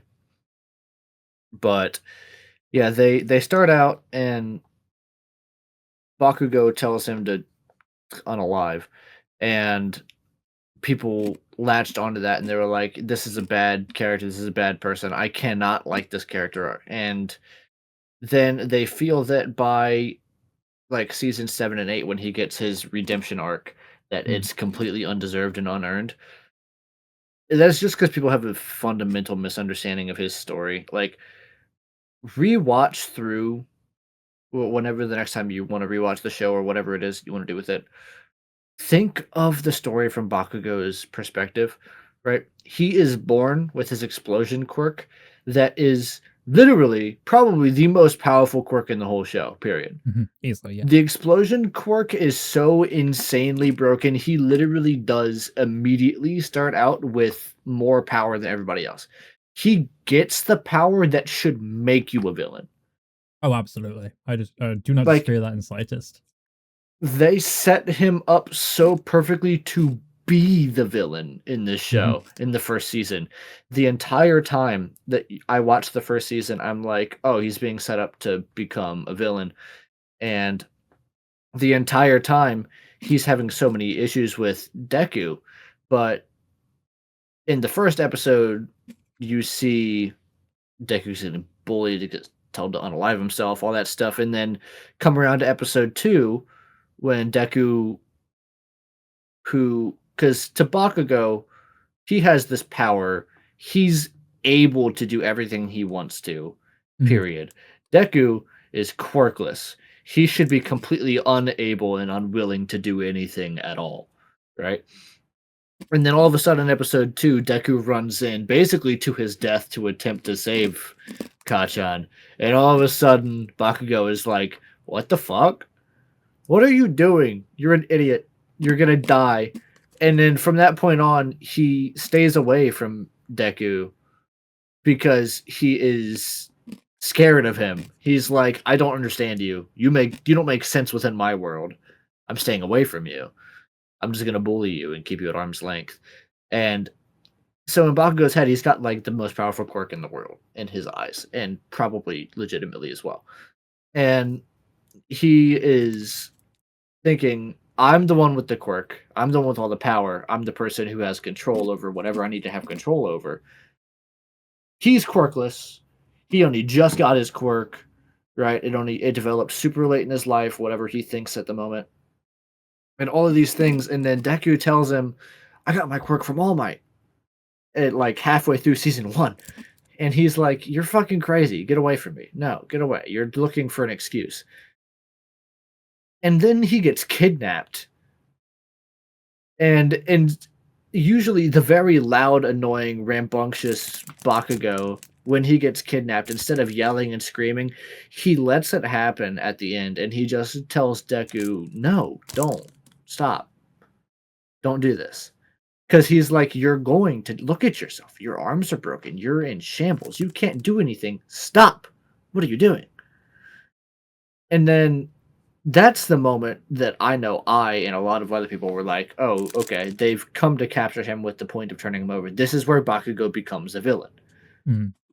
But then he blows Shigaraki's fucking hand off his face and tries to break away and sticks to the hero side, which I know definitely surprised me and other people as well. I'm very happy they didn't take the obvious, easy choice as well, though, because you know how there are so many creators out there, so many mangakas and stuff that would happily just be like, oh yeah, he's a villain now. Yeah. And even if they didn't do it that way, I would have hated if they turned it around to do these, like, fine, I'll be a villain. Actually, I don't want to be a bad guy. And then he turns back on it. Like, that trope sucks too. It does. This version of it, where they set him up to be... Because the whole idea is that they're two sides of the same coin, him and Izuku. Right? Because Izuku is a super fan of All Might and the way that he acts when it comes to saving people and being a symbol of peace or whatever. I think he's known as a symbol of peace in the show. Yeah, I believe. Symbol of hope and stuff. Symbol of something. I think it's peace. And then Bakugo is the other side, where he is a super fan of All Might in the way that he always wins battles. Yes. And there's one line somewhere later in the show where they say Deku goes win by saving people, and Bakugo back to him says save people by winning. Yeah. Or something like that. Like perfect, like flip of the coin, like A and B, heads and tails, like just Complete perfect opposites, duality but between them. Still the same. As Yep. above, so below, and all that shit. Yeah, and it's beautiful writing, and he spends the whole show so confused and scared of Deku, and he's thinking like, I'm done with all the power. I have the ability to do everything I want to do. I'm going to do that. And he spends the whole show trying to do that alone and doesn't realize he needs to do it with other people until super late, like way too late in the show. And then he starts working with other people, does all this stuff, and eventually by the end, when he gets a small rematch with Shigaraki. I'm not going to go into too depth. There's the one in season, I believe, 6, where he jumps in front of Deku to save him from a hit from Shigaraki, and he gets injured. But there's a considerably worse injury that happens in season 7. Yeah. Where he fully takes on like the fully powered Shigaraki, and really fucks him up like bad for like 10 seconds before getting countered because he's half alive. And in that scene, he's like doubting himself super hard while also being like the most powerful person there. The animation is gorgeous. So fucking gorgeous too. Yeah. Like season 7 and season 8, like there's 2 giants, right? Oh, 3. There's 3 giants in anime in terms of animation. There is My Hero, which is gorgeous, beautiful 2D animation. It takes the classic style and shows how beautiful you can make it. Oh yeah. And I'm so excited for like the last few episodes of this season. I really want to see how this turns out. And I really want to hear, because what's his name? Hold on. Clifford Chapin, I believe is how you say his name. Cliff, yeah. He plays Bakugo in the show and Connie in Attack on Titan. I cannot wait to hear his rendition of some of the voice lines. That because I've gotten flashbanged by some spoilers from the manga. Unfortunately, I typically I'm really good at staying away from spoilers, but like there's a few that slipped through the cracks on this one, unfortunately, and I'm very sad about it. Yeah. But there's like just the way that they're written and the scenes that I've seen in the manga that aren't in the show yet in English. I cannot wait to see the way that these voice actors do it, because Bakugo's voice actor Clifford is so fucking good. He's so good. Like, genuinely, I am a huge mega fan of Attack on Titan and a huge mega fan of My Hero. Yeah. Minus the fandom.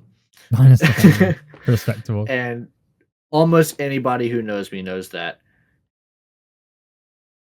And I watched My Hero and Attack on Titan so many times. Rewatched again. Every time a new season came out, I completely rewatched the show. Like, completely. And when I tell you that until the very end of season 4 of Attack on Titan, I did not know that Bakugo and Connie were the same voice actor, I am not fucking with you. I am not fucking with you. Oh, that's funny. They sound so... recently, who was it that we were talking about? It was... I think it's the one from Hunter x Hunter. One character that I brought up that you were like, oh, it's him? Let me have a look. Is it the... Cannot think of his name. Was it you? No, it wasn't him. Yes, Hizuka. That's who I was thinking about. Yeah. Yes. I could not think of his name. So, I was like, the villain guy. Keith Silverstein is the guy I was on about, who voices like Zhongli and a fuck ton of other characters, including that one guy from Jujutsu Kaisen. Yeah, his voice and everything. But yeah, it's insane how much range some of these VAs have for real. Like, I Yeah, love and seeing he it as does. well. Yeah, he's the guy that does Torbjorn in Overwatch.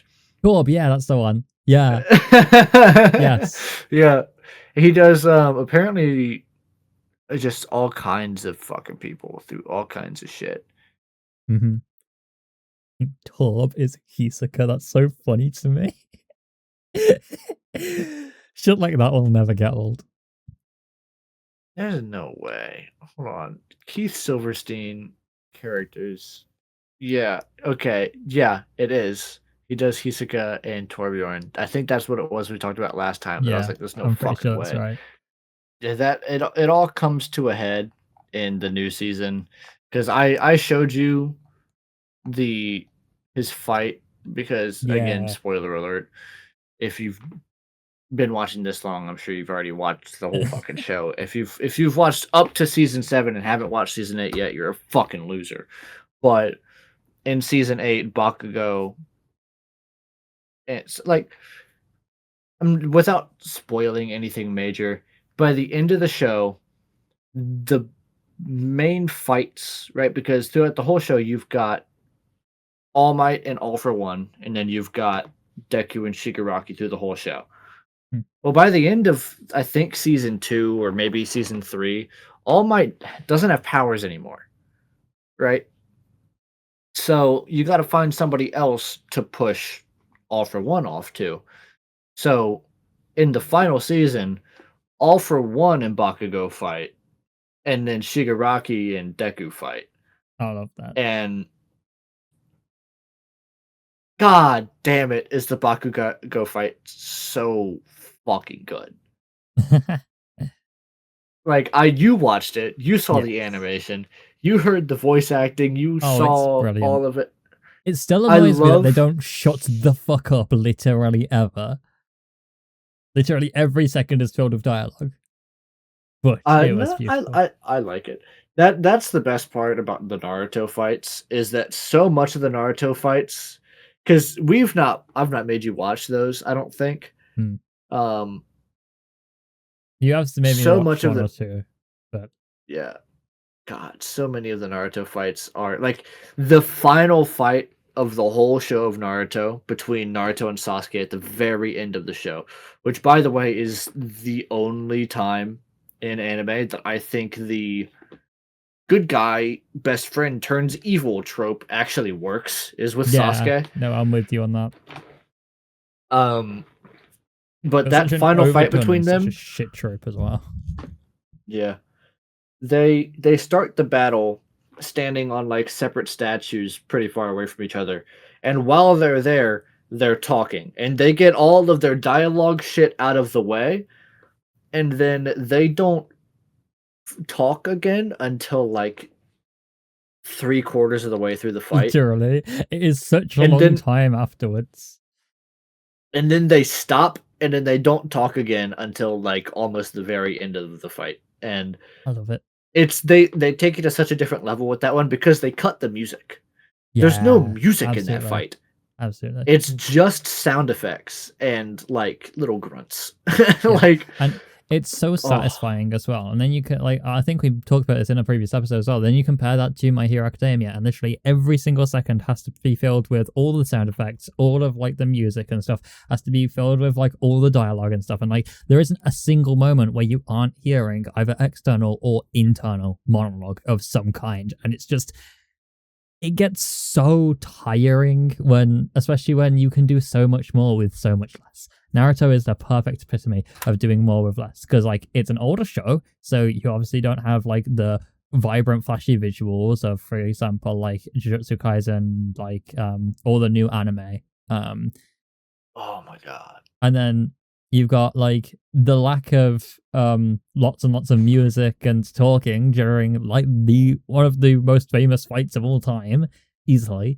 You know, like it's perfect how much more they do with so much less. It's just so much more satisfying. You got there, Evan? Hold on. What is this? Is this for like a video game? Yes, okay. There was a new like official animation for Naruto that released, but it's for a video game. Have I shown you the reanimated? It's a 10-minute clip of Naruto reanimated from like the key points of the show. Have I ever shown this to you? Yes, I think you did. Yeah. Oh my fucking god. Oh. It would be so incredibly simple for them to make so much money. They don't have to write anything new. They don't even really have to reanimate the end of the show. Reanimate everything that's just needs reanimated. Like, even if they were planning on doing, I think, 7 episodes reanimated, but I think they canceled it for whatever fucking reason. I think it's probably to do with COVID or whatever, but, like, still, like, there was so much opportunity with Naruto. Boruto is flopping harder than a fish. Like, that shit is not doing good, dude. Like, I don't know what else to say on that, dude. Dude. Fuck, man. It makes me so goddamn angry that Boruto is so fucking bad. There's one good episode of Boruto in the first 100 episodes. There was one episode that's good. And you wanna know why it's good? It's because adult Naruto and Sasuke get to go fucking sicko mode on a motherfucker. That's the only reason that show has a good episode. Oh, it makes me so fucking mad. There's like a few good scenes here and there before then where you get to see like Hokage Naruto and like Sasuke doing their things. Sasuke's not Hokage, but he's pretty much his right-hand man, like outside of the village.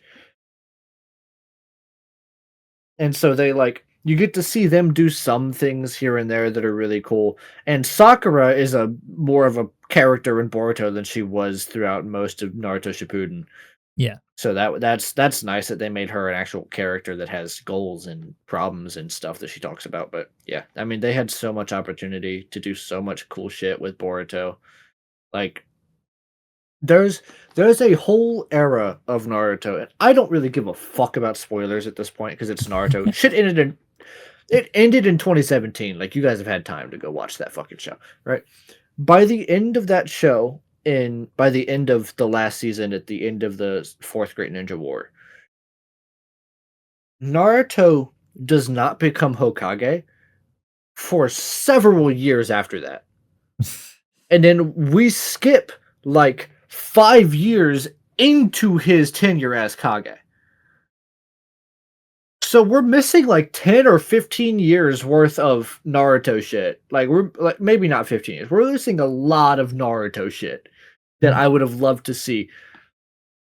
There had to have been a point where Naruto and at least Sakura probably had their own troop of people that they were training as Jonin like teachers. And maybe Sasuke. Well, I don't know if they'd give him a set of people to lead because he was a rogue ninja and enemy to the village and tried to destroy it and killed a bunch of people. So like, I don't know if they'd give one to Sasuke or not, but definitely Naruto and Sakura. Mm-hmm. And I would pay money for Viz Media to make that TV show and for the dude to write it. I can't think of his name right now. I'm blanking, but there's just so much opportunity within that show to make a whole other show for the era that they skipped, because I would love to see everything that happened between then and then. You know, they skip so much shit. Yeah. I want to see adult. I'm going to say this again. I say this about literally everything you say somehow. Skips can't be done well. None of the skips in Naruto are good, and it was just so fucking mad, dude. Like, so the main time skip in Naruto is between the end of original Naruto and the start of Naruto Shippuden. At the end of original Naruto, he goes out on a 2-year training trip with Jiraiya, who's one of like he's the strongest ninja in the show, tied with Itachi, until Naruto and Sasuke take that by the end of the show. Like, they're the two most powerful modern ninja up until the end of the show, pretty much. Yeah. And in the 2 years that Naruto was gone, he learned some fundamentals. He is overall a more effective ninja, right? He's better at throwing his kunai and stuff. He's Mhm. more accurate. He's super competent at a base level, like shit that he should have already known. And then he learns how to make a bigger Rasengan, and that's it. That's it.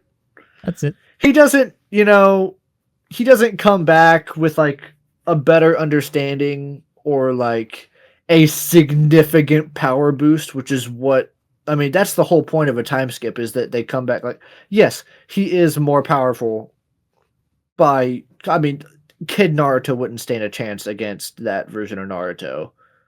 But it's not to the point that everybody wanted it to be. Because in the same time frame, Sasuke is with Orochimaru, another one of the legendary Sannin, one of like the most powerful ninja in the show. Considerably weaker than Jiraiya, by the way. And he, in his first scene back, non-lethally takes out 1,000 soldiers. What? Like it's a like it's nothing. Like it's a normal Tuesday. Like, it makes me so fucking mad. It makes me so goddamn mad.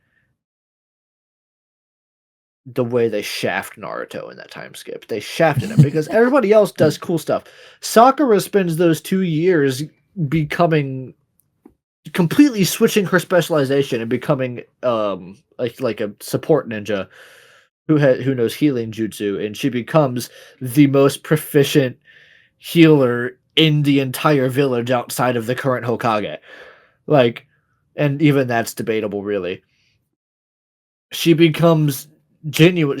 They set her up really well to be really useful, and she gets a really, really cool like part in the first arc of Naruto Shippuden, and then doesn't do anything else for the rest of the show. But yeah, like they make Sakura is more useful in the first arc of Shippuden than Naruto is. All Naruto does is run around angry, lose control, and then get like fucked over by Kakashi in the first arc. And then he spends so much of Shippuden just being like, I'm too weak to do anything on my own. I'm going to use the Ninetales. And it's like, and then he finally gets a significant power boost that he should have gotten with Jiraiya. He learns Sage Mode Jutsu like halfway through Shippuden. And Sage Mode Jutsu is Jiraiya's main fucking thing. He's Beautiful. he's the sage of Mount Miyaboku. That's his fucking title.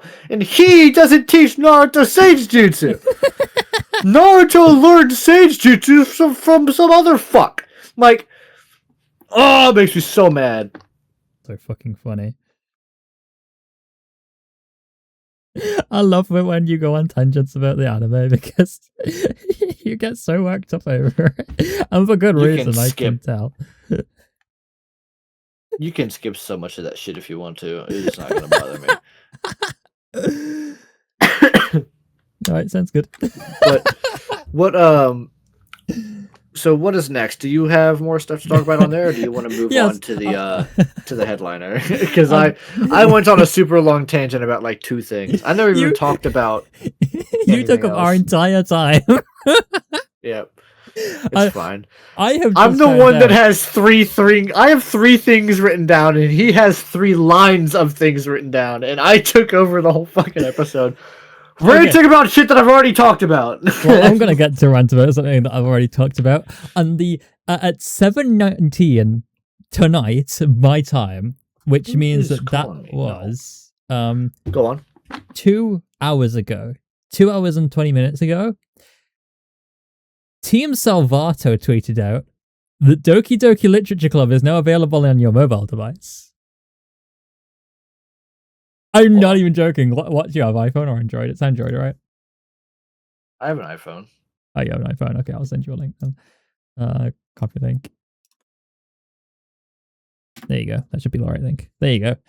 It's available on iPhone and on Android, which is so cool. I'm pretty sure it's free too, which makes me so incredibly happy.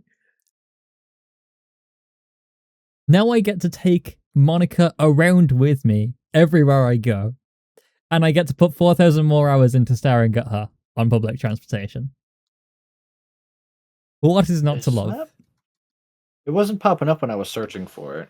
It's got like 10 downloads because it literally just happened. Holy shit. Free to play. It's downloading.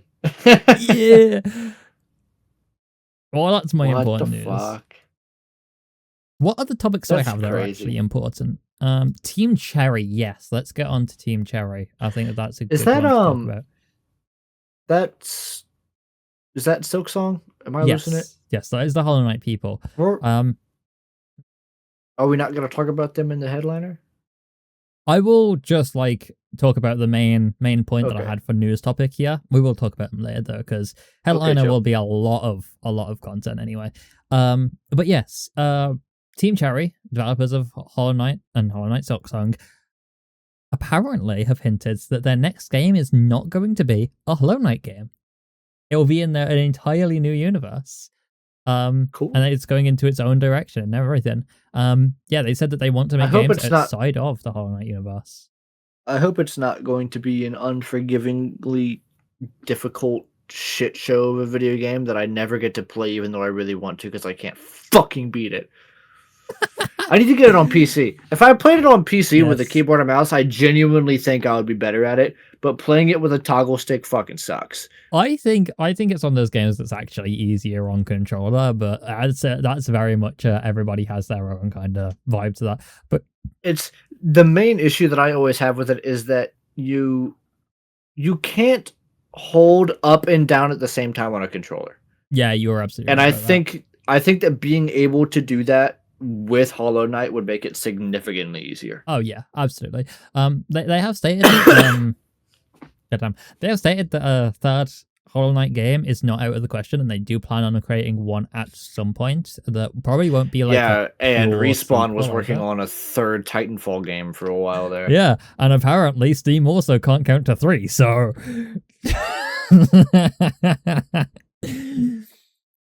tell you who can count to 3. James Gunn. If you don't get that joke, you've not read the opening scene to Superman, and you'll get it whenever you watch that movie. Because that whole movie, he goes back to 3, like the whole fucking movie, and it's very funny to me. One of my favorite pictures. It's like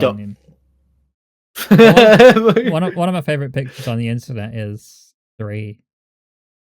Well, that's from Inglourious Bastards. So I still need to fucking watch that movie. That's one of those movies that's like up there as one of those I seriously need to sit down and actually fucking watch. There's a lot that I want to watch, and I would just like with TV shows as well. There's certain TV shows I want to watch. Like I've started and never finished Breaking Bad or The Walking Dead or any of these shows. So good. Breaking Bad and Better Call Saul. Better Call Saul is better, but they're so good. I've heard that. I heard that Better Call Saul takes longer to get good though. Like it's a very slow burn. Disagree. It is a slow burn, yes, but like it's good through its entirety. Like it's not that it takes time to get good. It kind of takes time to get to that point, yeah. But I've heard that it takes a long time to get to the Breaking Bad level. Yeah. Well, I disagree. I think the entirety of Better Call Saul is better than the entirety of Breaking Bad. That's my standpoint. But yeah, I can understand that point. But also, Better Call Saul is a shorter show, so But yeah, it is. I recommend it to everyone. Honestly, it's on my list of things I need to watch with my my wife as well. But quite frankly, we do not have enough time to watch things. I didn't realize, so before we started, I wrote down my 3 things to talk about in like the 10 seconds before we started, and I misspelled Krafton, and then I went back to fix it again and mistyped the M, but didn't realize that I missed the F as well. Kratom. So instead of Krafton, I have Kratom. Kratom, which at first it was we're keeping it that Krafton. way. It was first Krafton, and then it turned to Kratom. I didn't realize I missed the F the second time. That's so fucking funny. Anyway, you can cut that out if you want to, because it's completely unimportant. It was just I noticed it and I wanted to say it before it stuck in my mind, and I missed everything else. All right. Outside of that, we have a couple more news topics I want to get into before we discuss our headliner for TGA. The Witcher secondary trilogy, Witcher 4, 5, and 6 are still on track to release within a 6-year span from CD Projekt Red, which is insane. Is that CD Projekt Red that makes those? Yes. Yeah, that's right. I didn't know that. Mm-hmm. It's an incredibly ambitious task, but they've been up for some ambitious tasks before, and it's not always gone well. Yeah, they did Cyberpunk, and they also helped a lot with Edge Runners because it's their property. Yes. Yeah. And they're, at the very least, their ability to tell stories is really good. Now, their ability to make games, we'll see, because Cyberpunk is Cyberpunk, and we saw how that went. Great game now, but it had the No Man's Sky effect for real. Yep.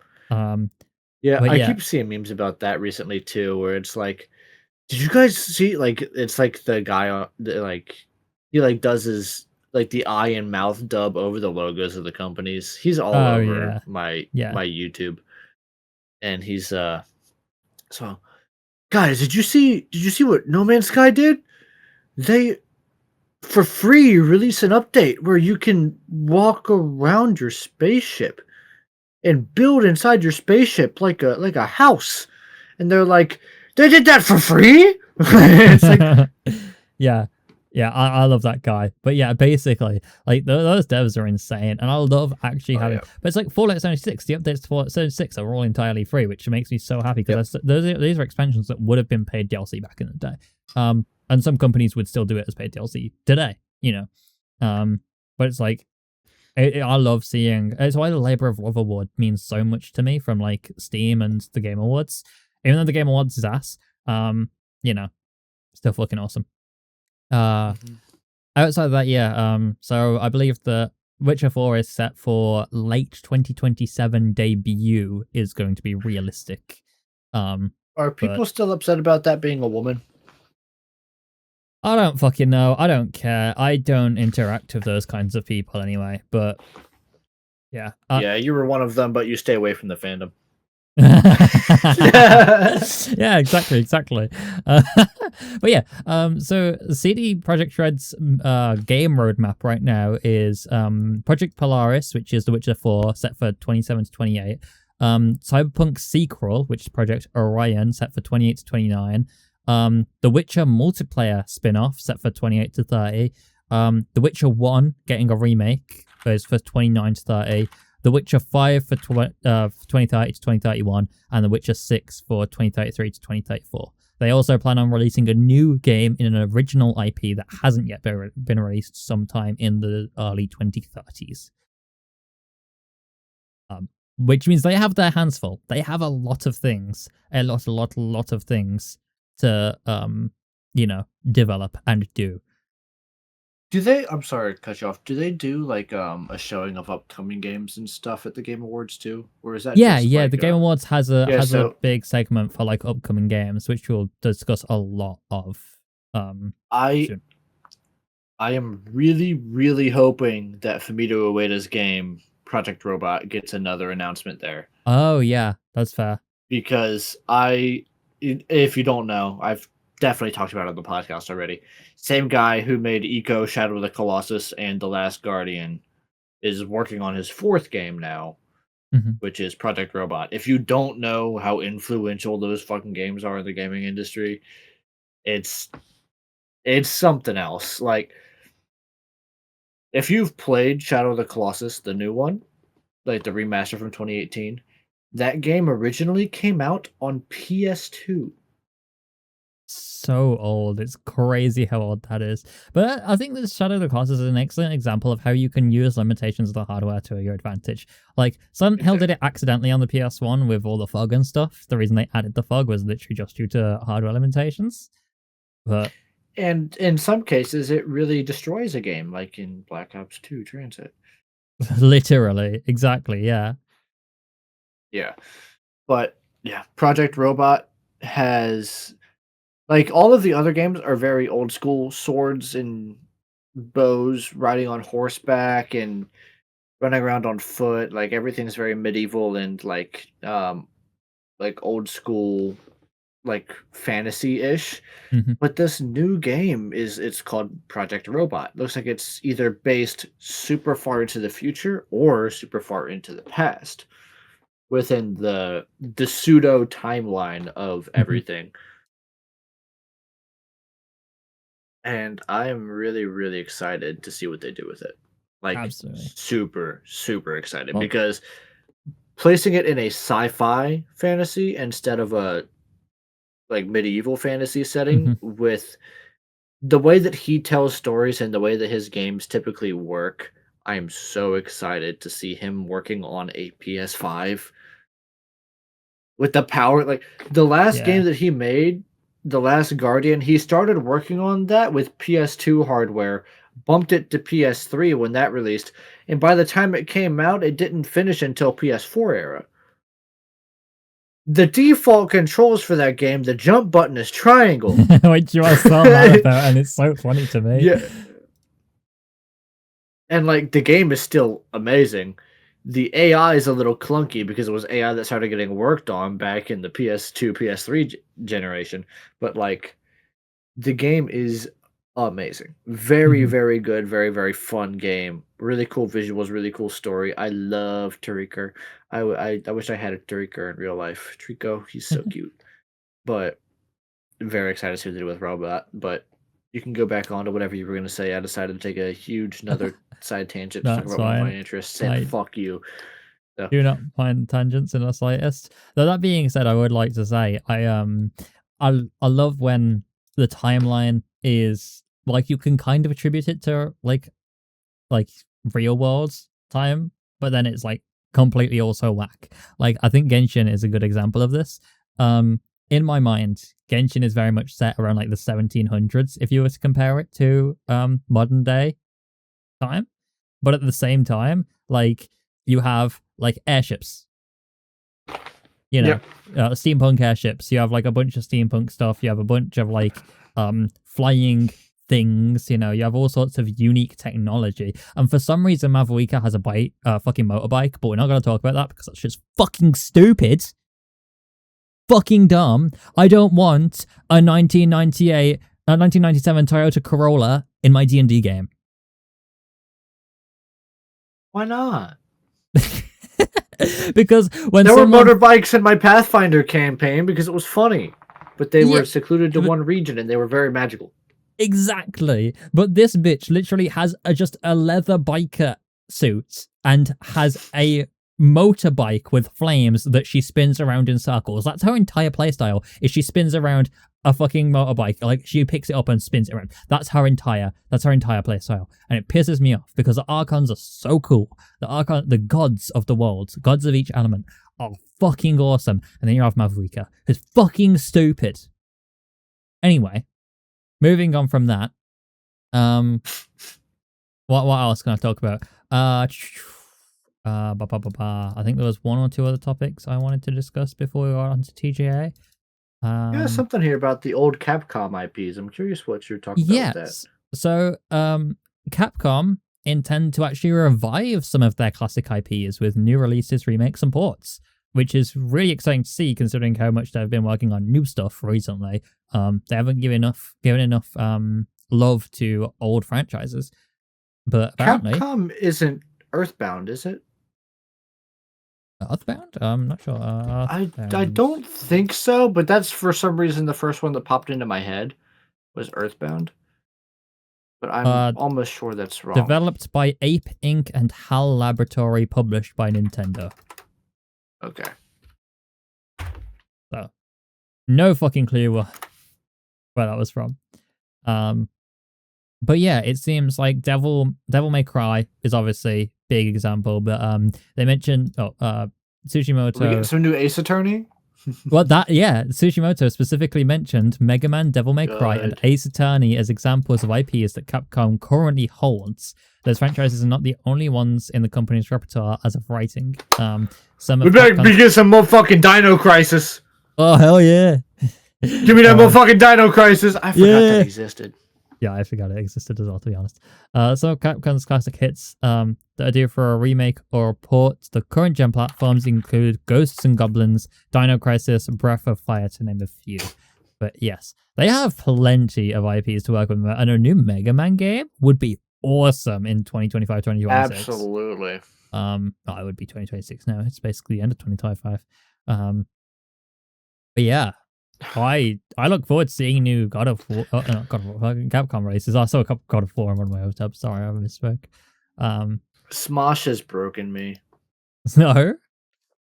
There's a character that they do because they're a skit channel, essentially, pretty much. Yeah. They just do a bunch of comedy stuff, and there's a character that one of the guys, Shane, does that he calls the Chosen, and it's just the annoying, like, oh, you are not on my same power level kind of character, like stupid, like annoying character.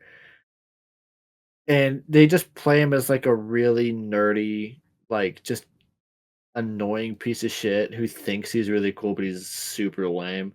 Mm-hmm. And there's one bit where they do Trivial Pursuit, Try Not to Laugh. It's like they play Trivial Pursuit, where like you get the card, you get the question, you have to answer it.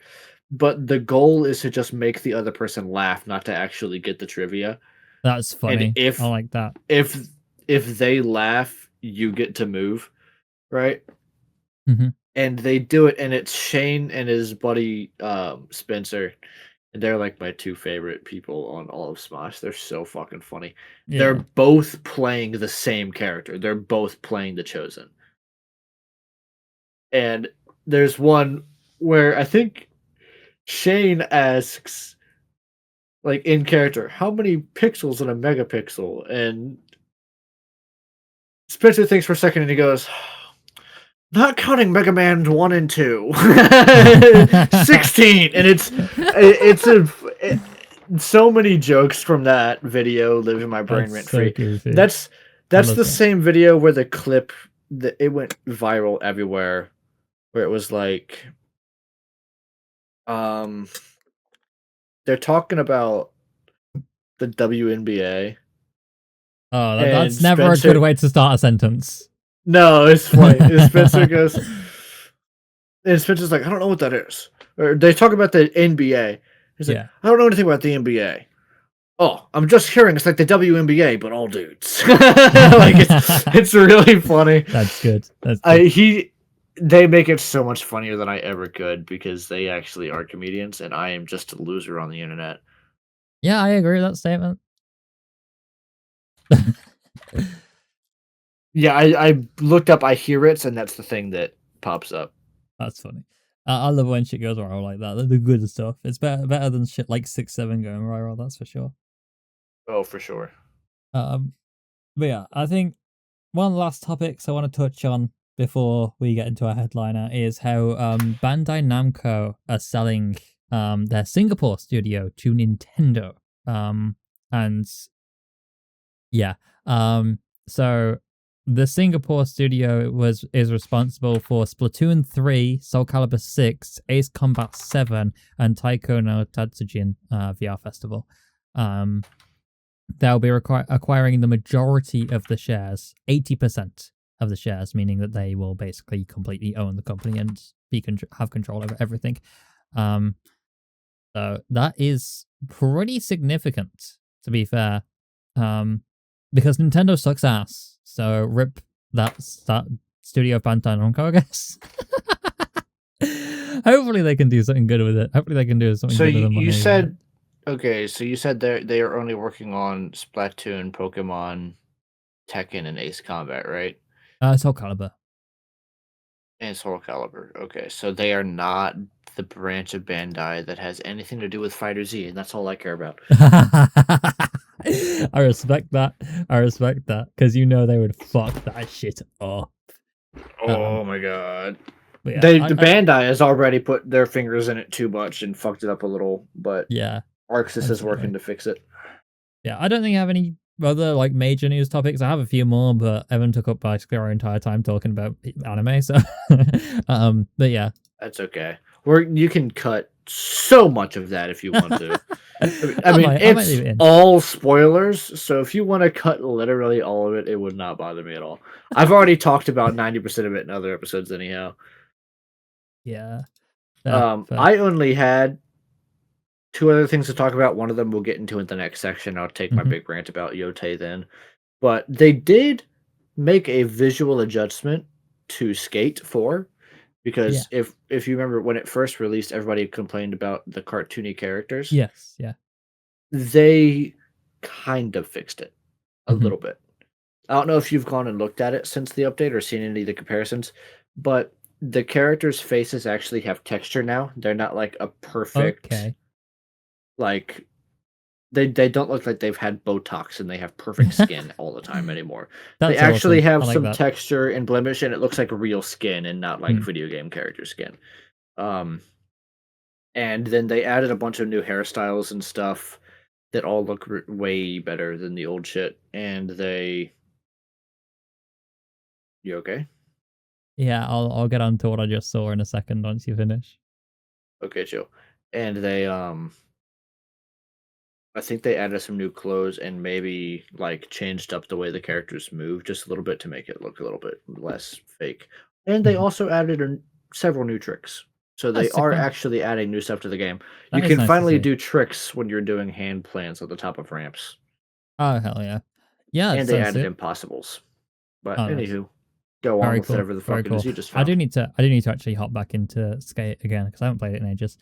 But yeah, so apparently Xbox 360 games, many of them may be coming to PC because Microsoft has always had a very, very, very like popular approach to backwards compatibility. They've loved backwards compatibility. They've pushed for it a lot, and most of their consoles have lots and lots of them. Yeah, I agree. Like the PS1 and PS2 and PS1 perfectly backwards compatible, but it stopped after the PS3, unfortunately. Early versions of the PS3 had PS2 backwards compatibility. Yes. Yeah, they did. But for whatever reason, they stopped backwards compatibility after that, and now you had to pay for that stupid fucking subscription fee to stream the games. Yeah, you can't even locally play them, which is so fucking stupid. Can't download them.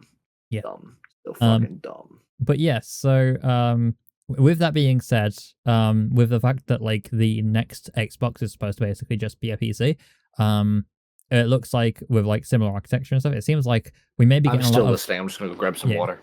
Seems like we may be getting a lot of like Xbox 360 titles and stuff on PC, which would be awesome. Some that are yet to be added to the backwards compatibility program that have been said that will be added potentially in the future. I'm just going to list them off here, and I will hear Evan scream from the other room in a second. There is Alpha Protocol, Project Gotham Racing 4, 99 Nights, Eternal Sonata, Resonance of Fate, The Simpsons Game, The Saboteur, X-Men Origins, Wolverine, Blur, Warhammer 40k Space Marine, Wet Stranglehold, Transformers War for Cybertron, and Transformers Fall of Cybertron. Hey! It's about motherfucking time, baby! Oh, I knew you. Oh, you knew I knew you. Oh, you knew I was gonna be excited about that one. Yeah, I did. That's why I was excited for you. It's finally coming to PC, you said? Yeah, potentially. So it's been leaked that these are the main games that have never been added to the backwards compatibility program yet, that apparently will be in the coming future. And given the stance that Microsoft have been taking with what they want to do in the next Xbox, it seems like they may, yes, be coming to PC. But it's something you are going to have to take with a grain of salt, of course, because this is potential things that may happen in the future. Perhaps rumors, leaks, of course, but you know how it be. But yeah, nothing is set in stone, of course. But it would be awesome to see like Xbox libraries added to not only added to new consoles, but also added to PC, because there is so many games on Xbox that I would love to get my hands on. But yeah, that's just what I'm seeing here anyway. I can't believe that Fall of Cybertron came back in 2012. Came out in 2012. That's so long ago, Jesus Christ. But yes, so Oh wait, apparently, I'm just reading the headliner for this Steam post, or for this r/Steam post on Reddit, but Mhm. supposedly it was relisted on Steam but not purchasable. what the fuck is the point of that then? Doesn't that just mean it's basically unlisted? What the fuck? It's not on there anymore. Yeah, it may have been an accident. Because you know what they're like. Suddenly putting things back up to look at. Yeah, no, I don't see it. I haven't glanced at it. Yo, I looked up Transformers. How the fuck did I get to Horny Villa? That's What Steam the for you. fuck? That is in fact Steam for you. The main tagline for the game is "All roads lead to Horny Villa." Yeah, I can tell. not even wrong. That's wild. I love it. Right. That's so, awesome. Let us move on to our headliner. Tomorrow, as of recording, the Game Awards will be on, which means yesterday, as of this going up. Yep. The Game Awards has a lot of things that we hope to see in terms of releases, or like, what do you call them? Trailers for new games and stuff. Yep. I hope to see a lot of different games there. Titanfall 3, yeah. Star Wars Bloodborne Jedi 3 sequel, for sure. you know. They already made it, didn't you see? It's a Switch 2 exclusive. This is me off, man, so much. But yeah, I'm hoping for an Elden Ring 2 would be cool. Maybe a Dark Souls 4.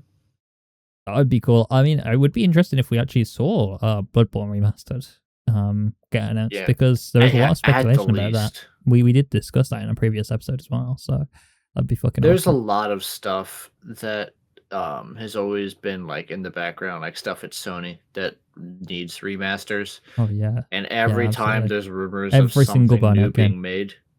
Yep. Every time there's rumors of something being made, it's always like the main ones that pop up are Bloodborne, God of War, stuff like that. And there's a few others that always pop up that I, for whatever reason, I know there's more, but I cannot fucking think of them right now. I'm sorry. But yeah, any announcement for God of War 1 through 3 remasters, preferably 1 and 2, because there's already a PS4 version of 3, but we don't have anything for 1 and 2. We need a remaster of those games so bad. I'm just begging for PC ports at this point. Yeah, at least that. I'm so tired of all these games having to be on fucking emulators. Literally. Like, yeah.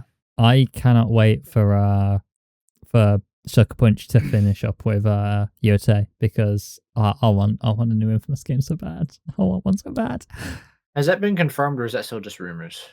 They have said that they're basically what they said was their table is completely open. Once they finish with Yotei, they can either do more Ghost of games, or they can go back as far as they want with, even if it was like Sly Cooper or whatever. So Infamous is an option for them. It's not obviously guaranteed, and they obviously have to still develop it and everything, and it's like, that's going to take a while. That'd take me to like 2030, but I don't fucking care. I'll wait as long as I fucking need to. All I want is more Infamous franchise. Genuinely my favorite series of all time. Unfortunately for all the Sly Cooper fans, I don't think it's going to be Sly Cooper. I wouldn't even be surprised knowing I would be with like, yeah, Sly Cooper is a very loved game. I think if anything, they would do remasters, but I think they just did remasters, didn't they? Didn't they just remaster it? I think they did, but then again, I'm old, so it might have been in 2015 that they did that. At the very least, I think they just ported them over in like a new bundle or something like that. But yeah, that makes sense. I don't think it'll be Sly Cooper. I don't think if anything, it'll either be another Ghost game or it'll be Infamous, if I had to guess. Let me have a quick look at all the Sucker Punch games, so I know what. Oh yeah, it's literally just Sly Cooper, Infamous, and Ghost of. Apparently, they're like their main things. I forget that like they're such a small fucking they're a single project studio, so they don't. It's not like EA or something like that where they've got 6 different games they're working on every year. They work on one thing every and I remember 5 them years. talking about it that like that's all they do is one game each time. Because they literally said that they have their hands full each time they create one thing.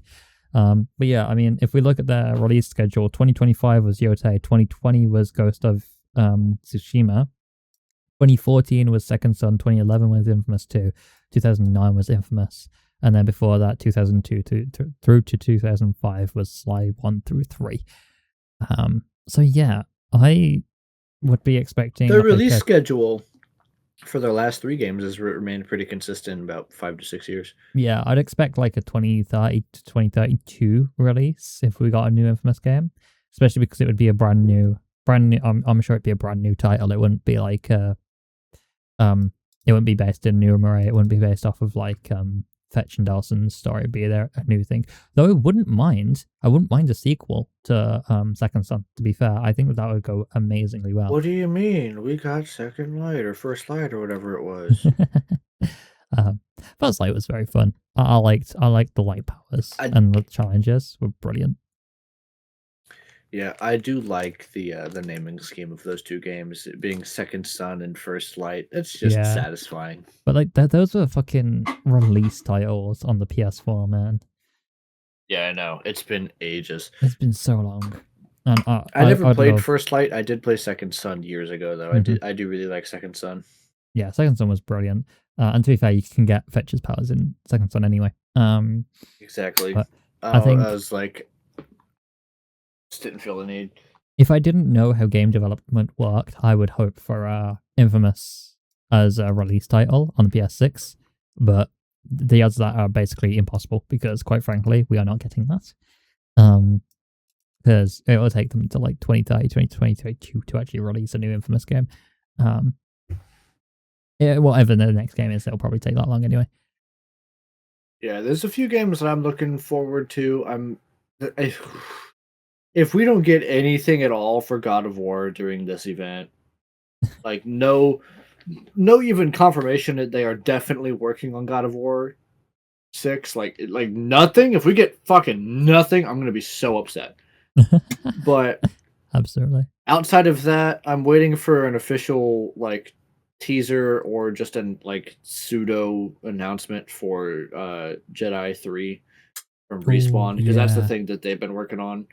Mm-hmm. I think they announced that they were working on Jedi 3 ages ago, but there's like no dates or anything. Yeah. I can always hope and pray that after they're done with Jedi 3, they're gonna be able to do Titanfall 3, because that's also Respawn. Yeah, I mean, I'd love it if Respawn could. I don't know if they will, but I'd love it. I'd love it so much.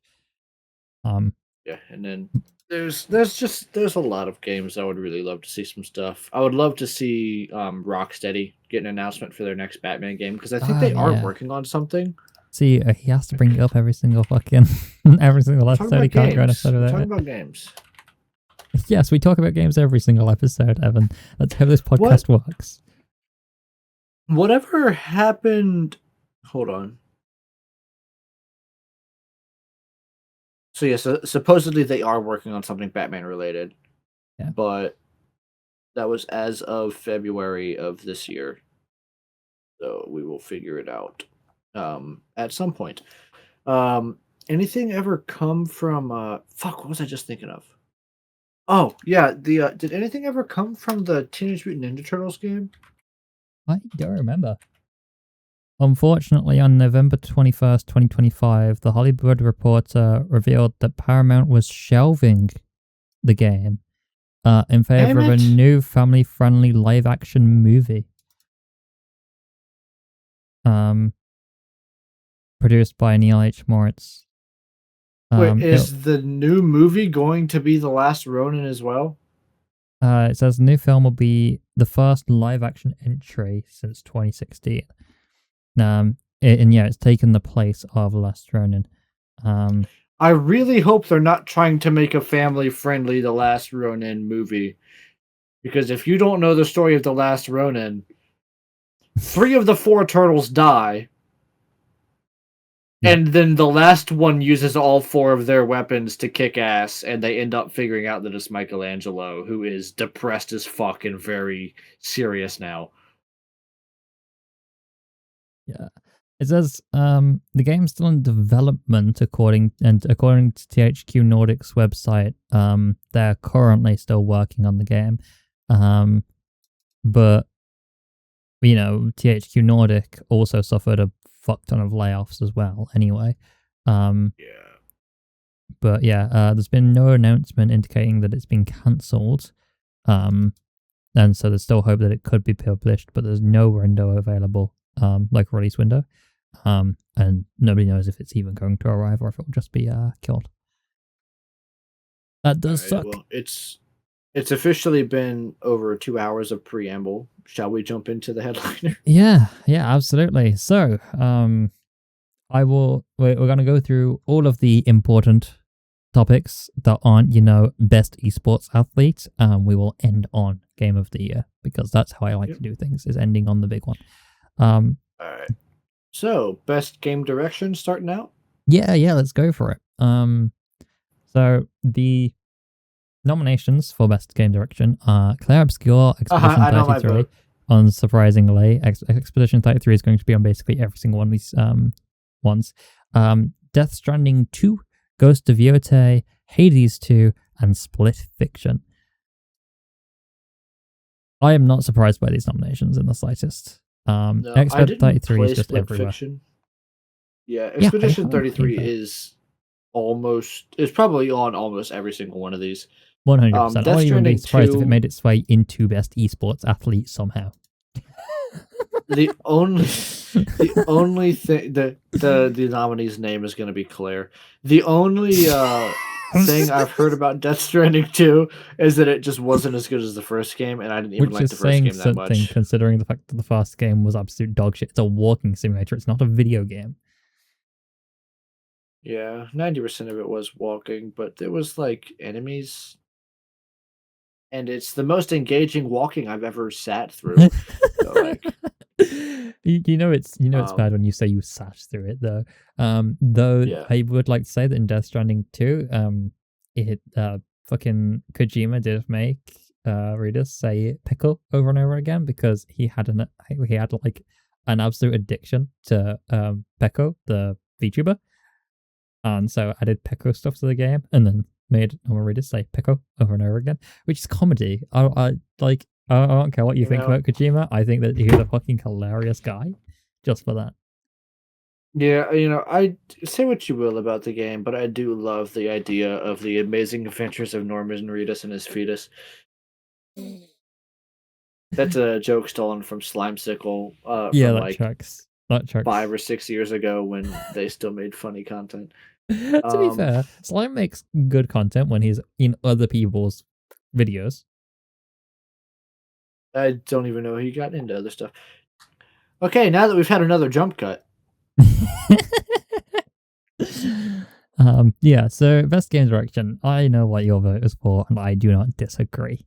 I think that given the fact that the description is outstanding creative vision and innovation in game direction and design, I think that... Well, I'm going to surprise you. It's not Yotei for this one.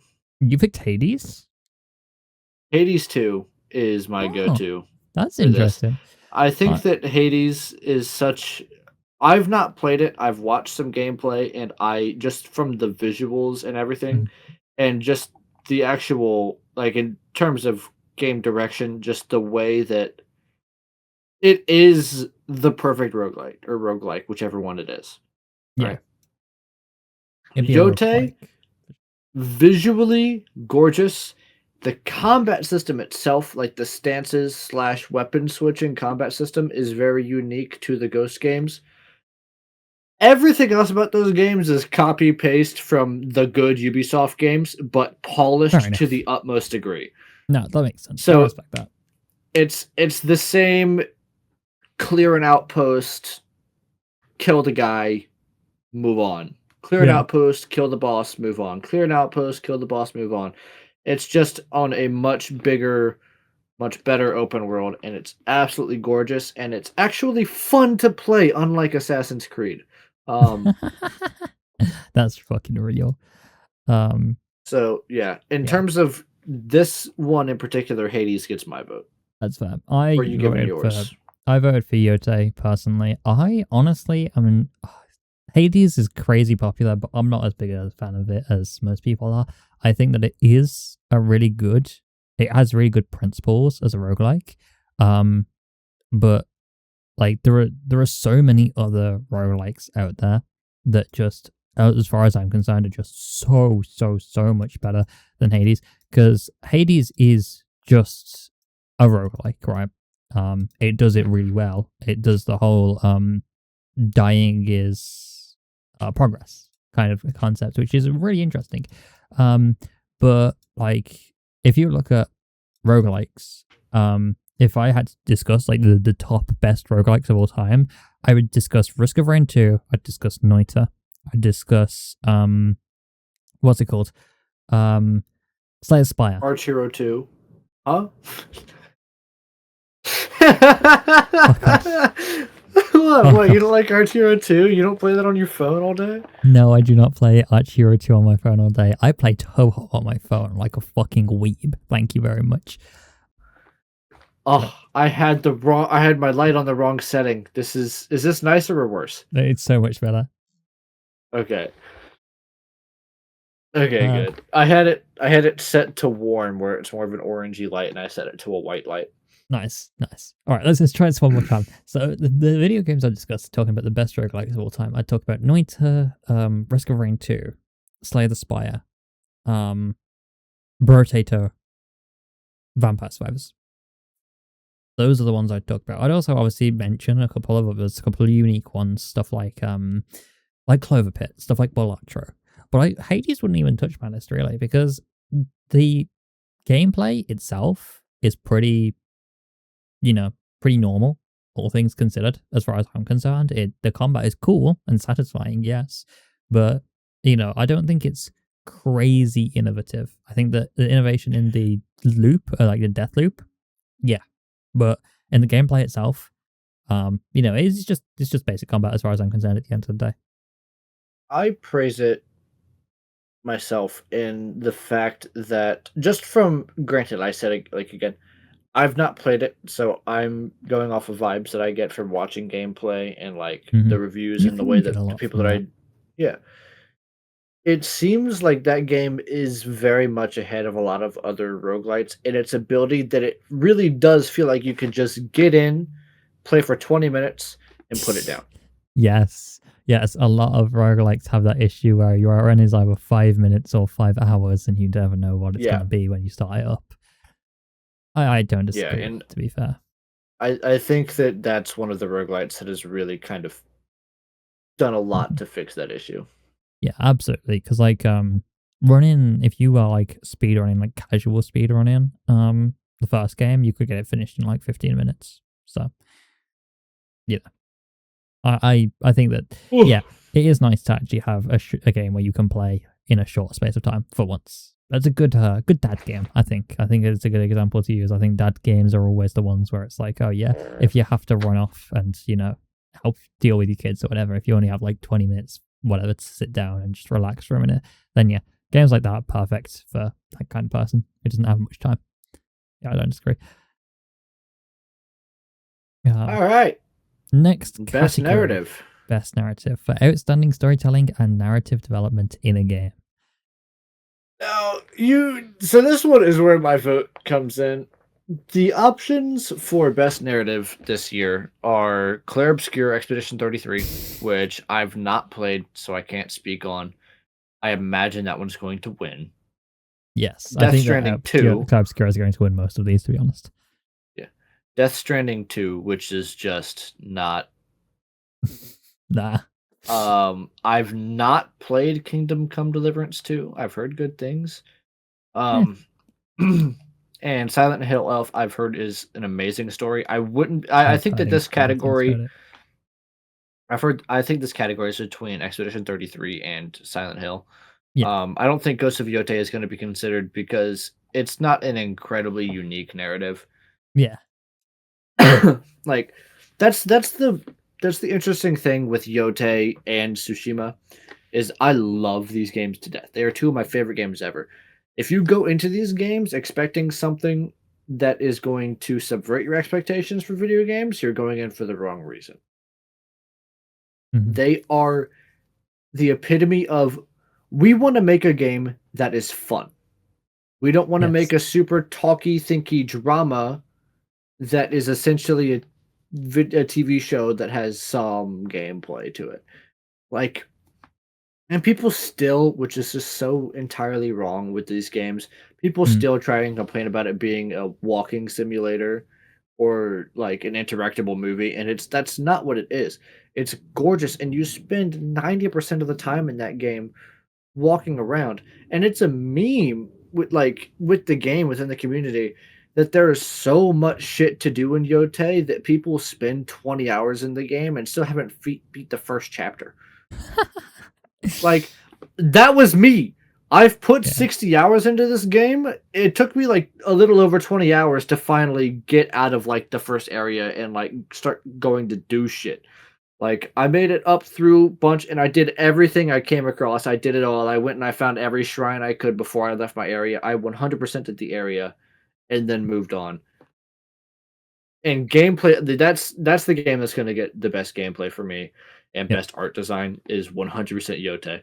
It is a gorgeous game, amazing gameplay, super super fun. But in this case, I'm going to give my vote here to Yote because I don't know the story of Expedition 33 or Silent Hill at all. But I imagine they deserve it more than Yote does. Yeah, I don't disagree with that. I do believe that they do. I don't know much about Clair Obscur myself, other than the fact that it has been nominated for fucking everything at this point, and it was crazy popular. Literally everyone fucking played it. It was wild. Not wrong. You're looking at two people that didn't. For real. It was super popular. Super, just I don't know. I never really even liked the vibe of it, to be honest. The fact that it was turn-based combat ain't my kind of thing. Full stop. Is it turn-based? It's turn-based combat Souls-like game. Whatever the fuck I'll have to that's look supposed into to that mean. because I actually do really like turn-based combat games, so I'll have to look into that. Turn-based RPGs are my shit.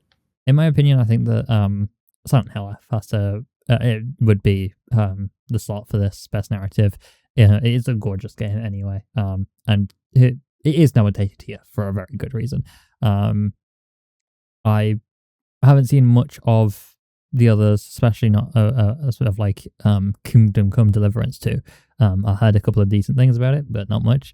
But yeah, I know that the Yote is also really good, but again, it's one of those games that, Evan, you hit the nail right on the head. It's got so much information, so much gameplay, but like that's its strong point.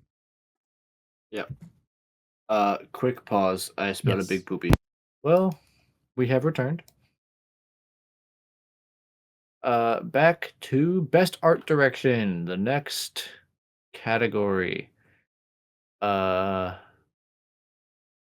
Shit, you already know my vote. Ghost of Yote, gorgeous game. What do you have to say, Deado? Yes, I'm gonna make you speak while you're eating something. Go ahead. I've done this to you before, so I can't blame you for doing it to me now. So, of course, when it comes to best art direction, outstanding creative and or technical achievement in artistic design and animation. Basically, the ones that everyone knew were going to be here. You got Clair Obscur, you got Death Stranding, you got Ghost of Yote, you got Hades 2, and you got Silksong. My personal vote is for Silksong. I love the design of Hollow Knight. I think that it's gorgeous, the creativity in how they do it. And the question is, how the fuck do they make an insect look hot? I don't fucking know, but they managed it.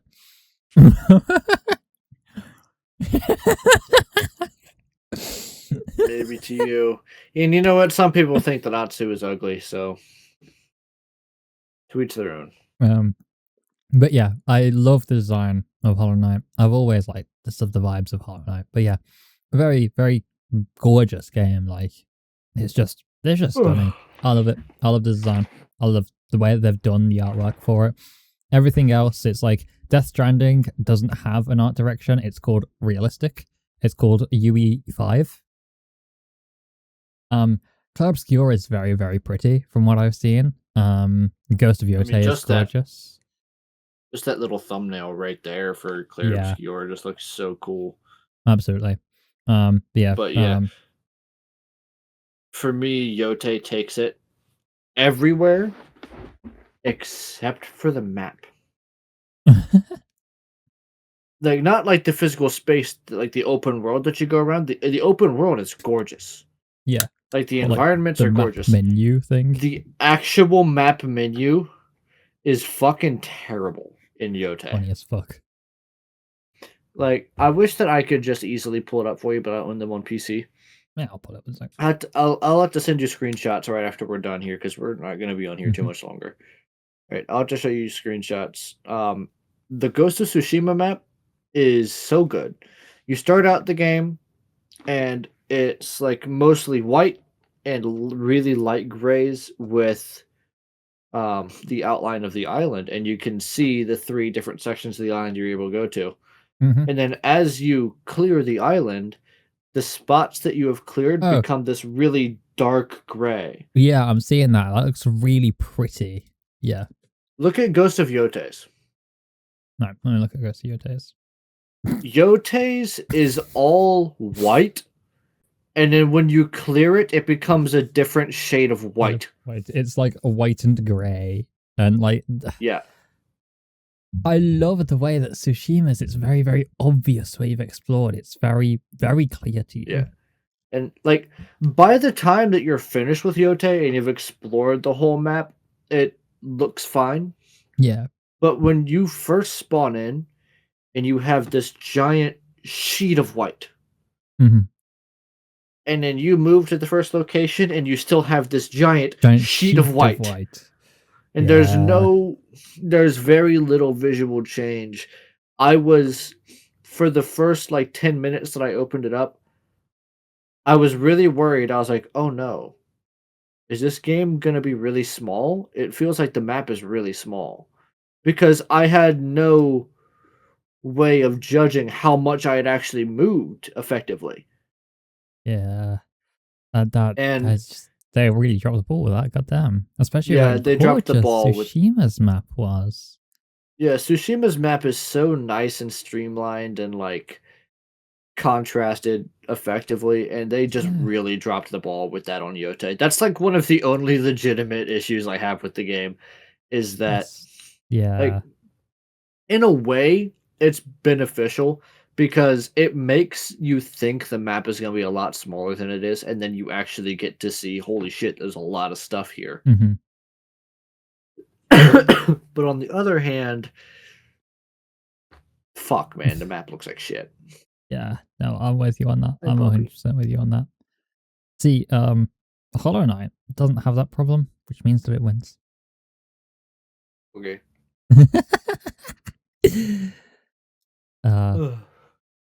All right. Yeah, the next category is best score and music. For outstanding music, inclusive of score, original song, and/or licensed soundtrack. And the options here are the composer peoples for Silksong, Hades 2, Clair Obscur, Expedition 33, Ghost of Yotei, and Death Stranding 2 again. For some reason, I feel like we're going to be seeing a lot of these this year. So all I'm going to say here is I have not listened to any of the music for any of these games except for Yotei, so Yotei gets my vote. Like, that's, at this point, I'm defaulting to that. I've heard a little bit of the Hades music, and the Hades music is good from what I've heard, but I've not sat down and played the game and listened to the music while playing the game, like with it. Which makes such a big difference, because a game can have a great soundtrack, but it might just be a good soundtrack and not be particularly impactful. But then you might play something where you feel the emotion when you play it, and that's an entirely different vibe. Yeah, and even with the Ghost games in particular, one of your main 4 options you can do by swiping the touchpad is literally pulling out an instrument and playing it. Oh, hell yeah. In Yotei, as you're going throughout the story, you learn new songs for your samisen. And when you play it, it will lead you to different collectible and side quest That's stuff. cool. I like that. Good way of doing it. And you learn different songs for different side quests. So like there's the hot springs you can go to that increase your HP, and you can learn a song to play that'll lead you to the nearest hot spring. Yeah. And there's one that'll lead you to wolf dens where you can help like save a wolf with your like wolf companion that like finds you right as you first get into Ezo, Yeah. the island. Mhm.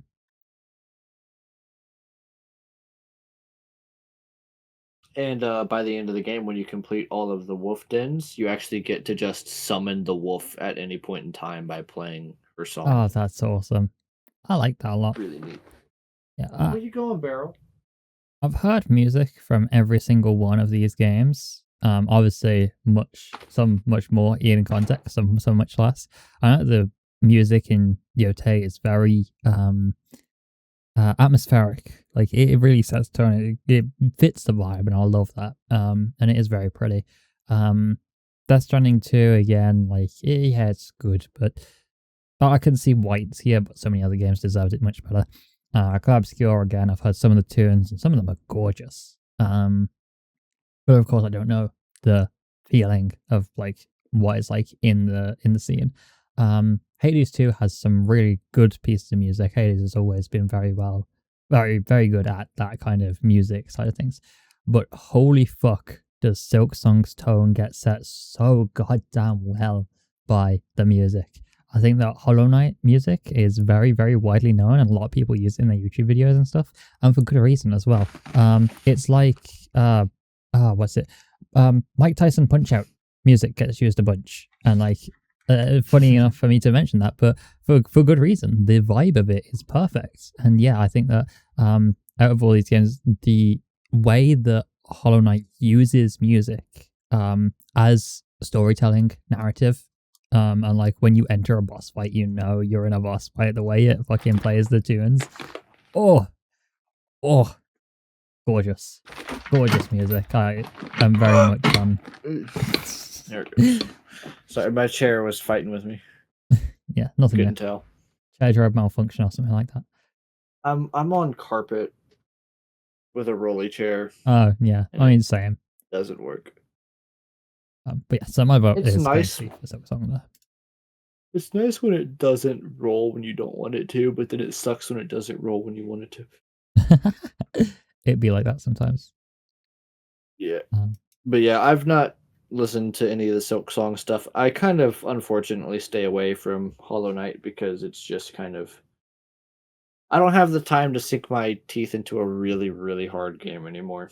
Yeah, they are very, very difficult games to be fair. But they're so satisfying when you're able to break through and beat them. Right. All right. Next category, best audio design. Recognizing the best in-game audio and sound design. So it's the same thing, right? You got Clear Obscure, Death Stranding, Ghost of Yote, Silent Hill, and in this one, Battlefield 6. I'm giving this to Battlefield. Yeah. Same. The sound, that's not even to do with just this game. Battlefield devs in general, like Battlefield Studios, their sound design team has always been the best in the industry. They always are incredible, and the way that you hear the like aircrafts above you, and you just look up and you're like, "Fuck!" as you get beamed, and it's like you hear the sound, and like they're so back in realistic Battlefield as well. 4. Back in Battlefield 4, you could hear the tank getting launched across the map to land on you. It was wonderful. Oh, bro, it's not wrong about that. But yeah, Battlefield 6 easily takes that for me. And they need a win in these categories because Battlefield 6 just straight up fucking goat. It needs a W. I don't really know much more is there to say, to be fair, other than it's just genuinely incredible. It's Battlefield 6, dude. It's Battlefield 6, exactly. It's just a peak game. Very good. It is. This shows what you can do with a franchise that has had many installments, some of which not particularly popular. When you actually put passion and heart into it, even though Battlefield Studios is owned by EA, this is the company that is keep one away of the from those cords. It's one of the most hated gaming companies on the planet, and yet managed to fucking make one of the most beloved shooters of the year. That's wild. Much better than fucking COD.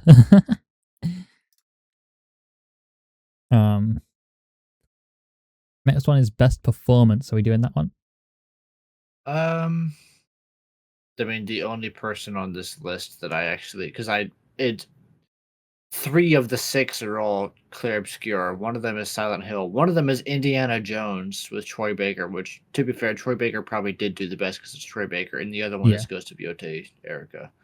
I'm just going to skip that one person. Yeah, fair unless enough. you wanted to do something about it. No, I'm more than happy to skip that one. I'll skip accessibility. Innovation and accessibility, Assassin's Creed Shadows.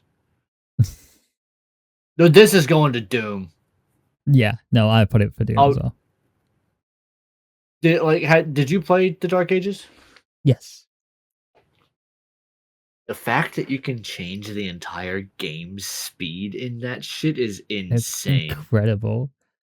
Like, usually you just have to pull up Cheat Engine to do that shit. Yeah. The other options here were AC Shadows, Atomfall, EA Sports FC 26, and South of Midnight, which I haven't heard almost anything about. I've never even heard of it before. It's an Xbox exclusive, I believe. I'll say exclusive. Every Xbox exclusive is available on PC as well. Doom 1, let's move on. Yep, and we're also skipping Games for Impact. Best ongoing title. This is a good one. We were talking about this earlier. Not Fortnite. Awarded to a game for outstanding development of ongoing content that evolves the player experience over time. Now, there are 2 excellent picks here, Helldivers 2 and No Man's Sky. The other picks are Final Fantasy 14, Fortnite, and Marvel Rivals, but we are not picking those.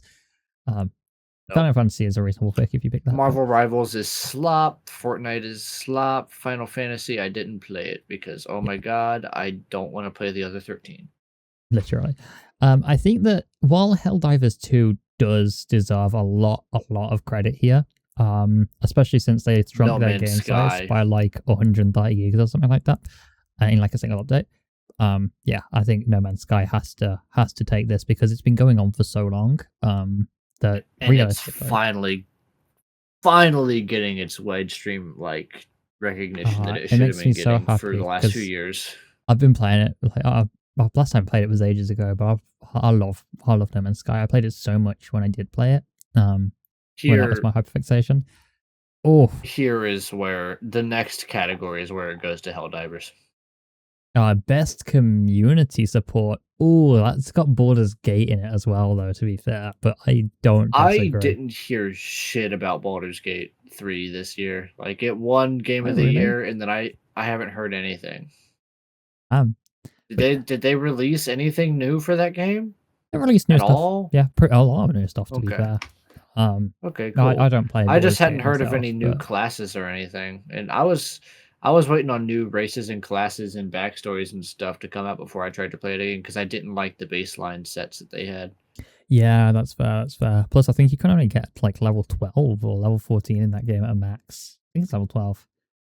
Which, I mean, that's fair. A lot of the time, D&D campaigns don't go much further than that anyhow.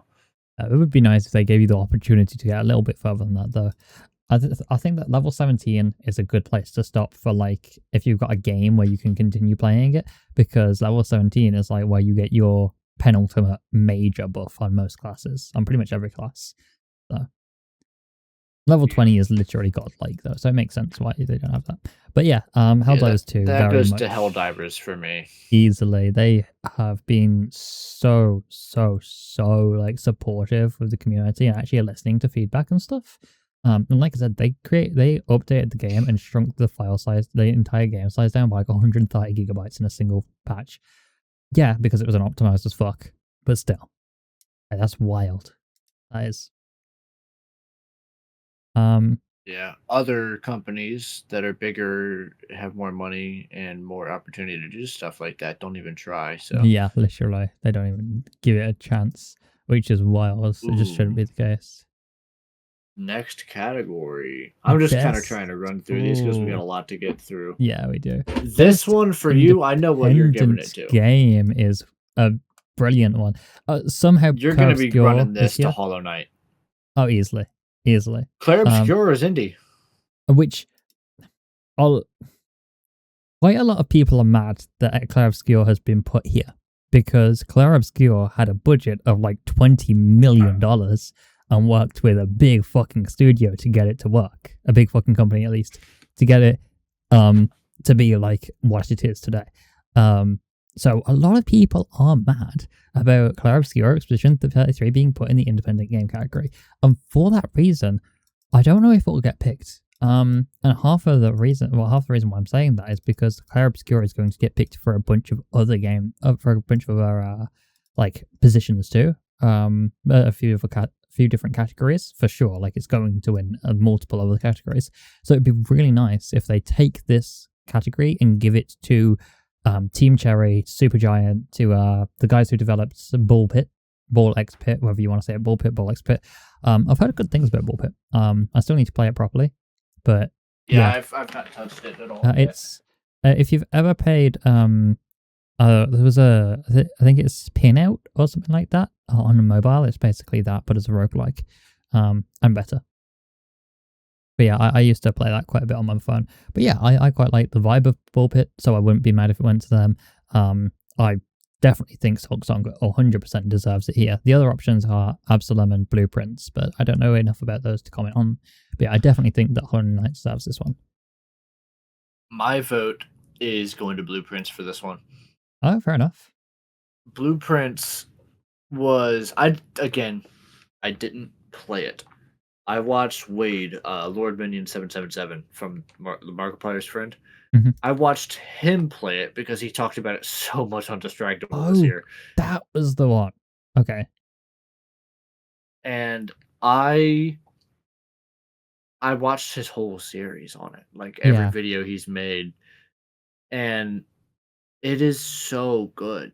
Like it looks so good, and I want to go and play it, but I've already spoiled all the puzzles for myself.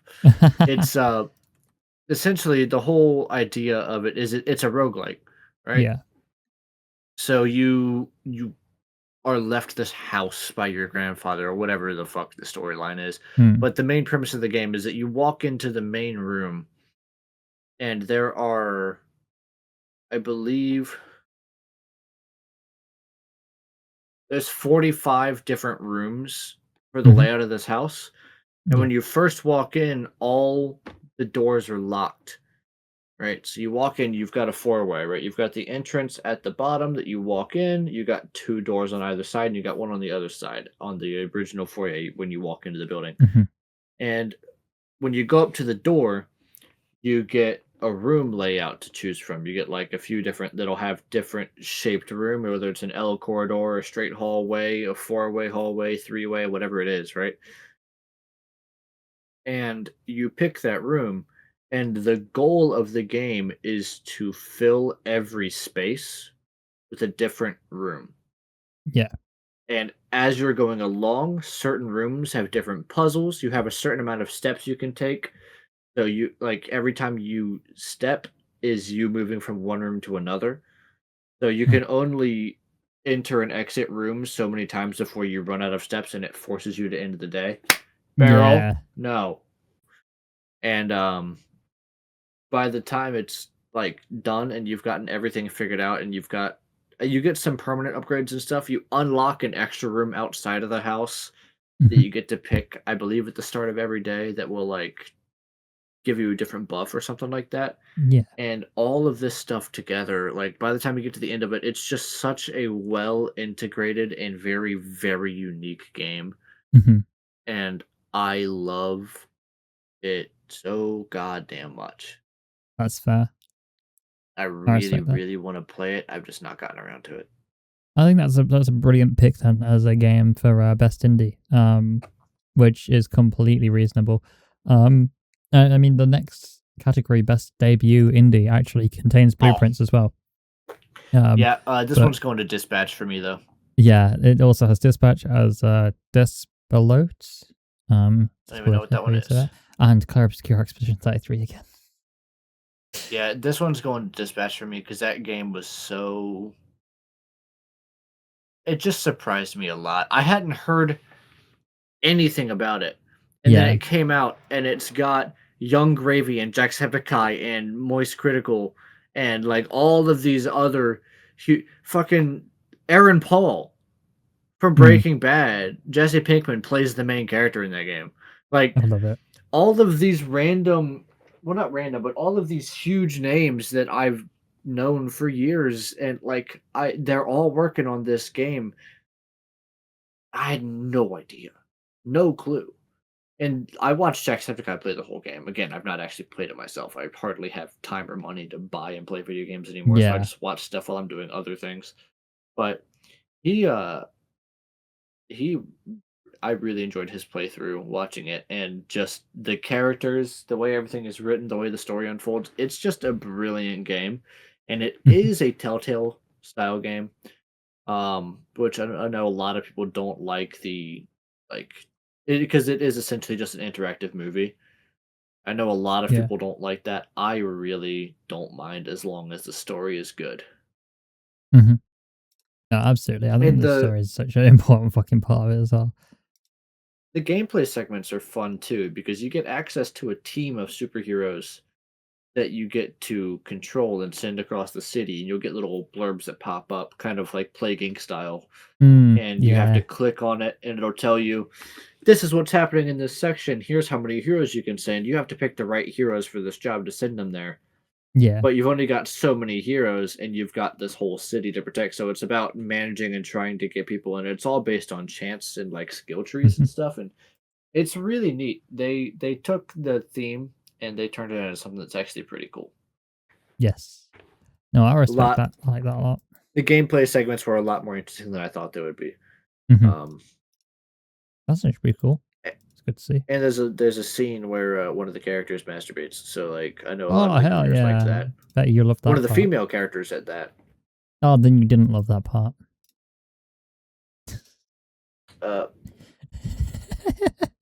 You are wrong. But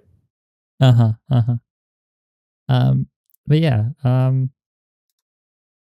where was my tab? Yeah, I think that like the options here are very few, surprisingly enough. I'm surprised that there weren't more here. Like I expected stuff like Clover Pit and stuff to be here as well. I don't know if Clover Pit was debut, but yeah, I don't know.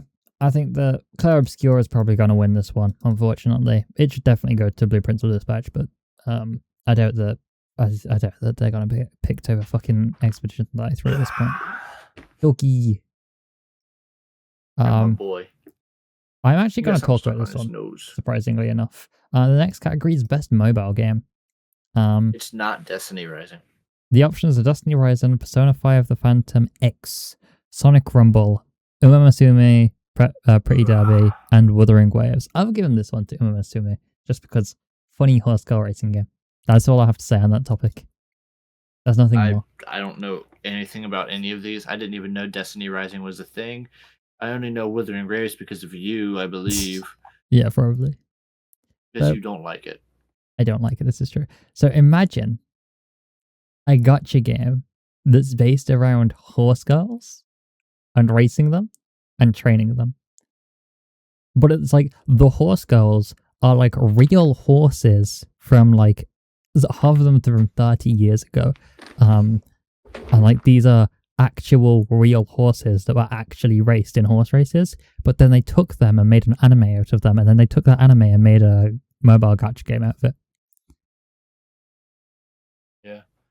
Okay. I skipped on to the next one to look at what we were going to do next, and I was worried something got skipped, but yeah, I haven't heard or seen anything about that, so I'm surprised it was.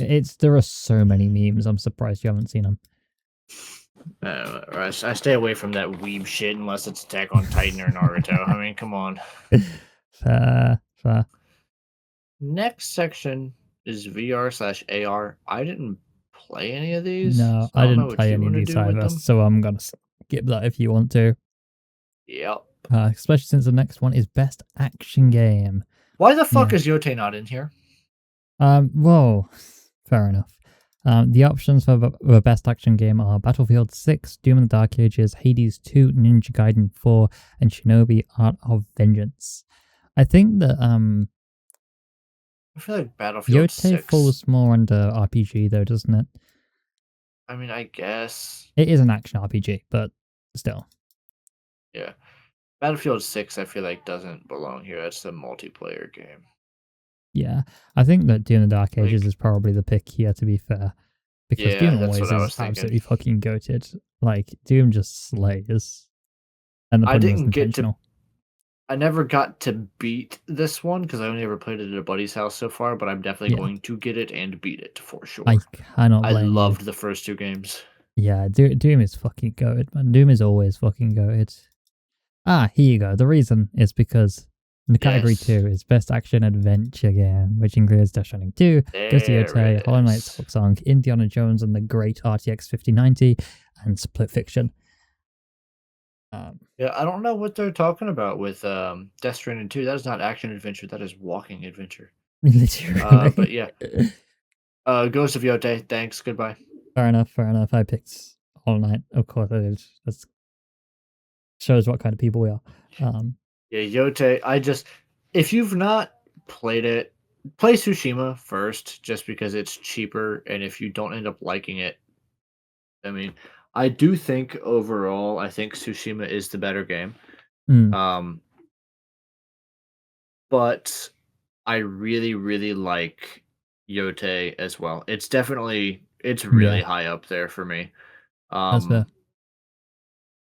Like I said, the only real complaint I have about it is the map. Everything else outside of that is really good. I just think that the story in Tsushima was a lot more compelling. But the overall pacing of Yote, like from beginning to end, it is a lot less difficult to get through. If that makes sense. It's more consistent in Yote, right, compared to Tsushima? Because I remember you talking about that before. Yeah, my biggest complaint with Tsushima is the transition between chapter 1 and 2. Yeah. Is so abrupt and like completely kills the momentum for the game, and I always have to take a break after chapter 1 to be able to get through it. The second you get past that. Yep. Yeah. The second you get past that hump, it gets right back to it, but it's just a really big fucking hump. Yeah, reasonable. Fair enough. The next category is Best RPG. The options here are Vowed, Claire Obscure, of course. There it is, baby. Deliverance, Monster Hunter Wilds, finally, and The Outer Worlds 2. That one's going to Wilds for me. Yeah, I can see why. That's my second favorite game of the year behind Yote. It's that then. Yeah.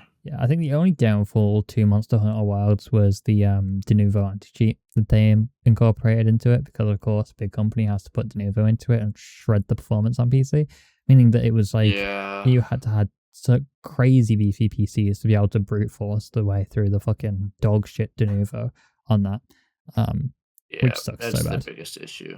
But I hate that it comes to that, but they'll like kick it out eventually, and then it'll be fine. Yeah, they usually leave the game for between 6 months and 2 years, and then they removed it. They didn't remove it because they don't need it to get any more sales, and boom. Oh, this next one is actually interesting. Best fighting game. I'm gonna give this to 2XKO. Okay. 2XKO looked really, really fun. I believe, it's Riot Games. There's nothing on here from Arxis, because Arxis' next big game is going to be Tokon, which releases early next year. Yeah, absolutely. I think before that they did Grand Blue, which would have been last year. Yep. I could be wrong about that though. Either that or it was the Guilty Gear Strive was last year. I don't quite remember. But 2XKO looks really, really good. I've not played it yet. A lot of the content creators I watch for fighting games have played it, and I've watched a lot of their gameplay. Mm-hmm. But just, that whole thing about money. The whole thing about money, yeah, pretty much. Yeah. I don't know if do you have anything to put on for fighting games? Because you don't really play them. Not really, no. I've played the occasional fighting game here and there, mostly like outside of Soul Calibur. It's mostly been Tekken, and Soul Calibur and Tekken are on this list. It's Capcom Fighting Collection 2, Fatal Fury, City of Wolves, Mortal Kombat Legacy Collection, and Virtua Fighter 5 Revo World Stage. I have not played. I've played a tiny bit of MK, very very tiny bit, but that's not my kind of vibe. And that's about it. It's a fun party game when you get some buddies together and just like press square a bunch. But outside of that, it's not all that much. Yeah, no, I'm with you on that. But yeah, that's fair. That's definitely your topic. My topic, however, best family game. The options here: Donkey Kong Bonanza, Lego Party, Lego Voyages, Mario Kart World, Sonic Racing Cross Worlds, and Split Fiction. Now, the Lego Voyages game did look really, really cute, and I think that is if that wins, I will not be mad at all, especially since it's Annapurna Interactive. Before you jump into your very long tangent about Sonic Cross Worlds, I would give this to Donkey Kong Bonanza. Move on. Fair enough. I know that the Donkey Kong games are pretty swaggies, and I heard the Donkey Kong Bonanza was really fucking good. I played a little bit of it. I've played a little bit of Mario Kart World, Donkey Kong, and I've seen a little bit of Crossworlds. Crossworlds looks more fun than Mario Kart. By miles, yes. But Donkey Kong was so satisfying to play. I loved Donkey Kong. A little bit I got to play it. Fair enough. But go ahead, get into your just the crazy design. ass tangent. Yeah, the design of Donkey Kong in general just looks so satisfying as well. But yeah, Sonic Crossworlds is easily my pick. It has Hatsune fucking Miku in it. But yeah, I dropped $90 on that game to get all the DLC in it. It is really definitely like Sonic and Sega Racing back in the day, back on like the PS3, was goated as fuck. And like Sonic Racing Crossworlds is a little bit slower comparatively, but the gameplay itself is so fucking fun. You can unlock Super Sonic by completing every single Grand Prix on the hardest difficulty, which is also really fucking cool. The multiplayer is really enjoyable as well, trying to like race against real players, because it's not Grand Prix that you play against real players, it's just like single races, just like in Mario Kart. And yeah, you have like an ELO system, or MMR, whatever you want to call it. And it's really fucking fun, and you get rewards for ranking up the ranked tiers as well. And it's just genuinely so incredibly fun to play.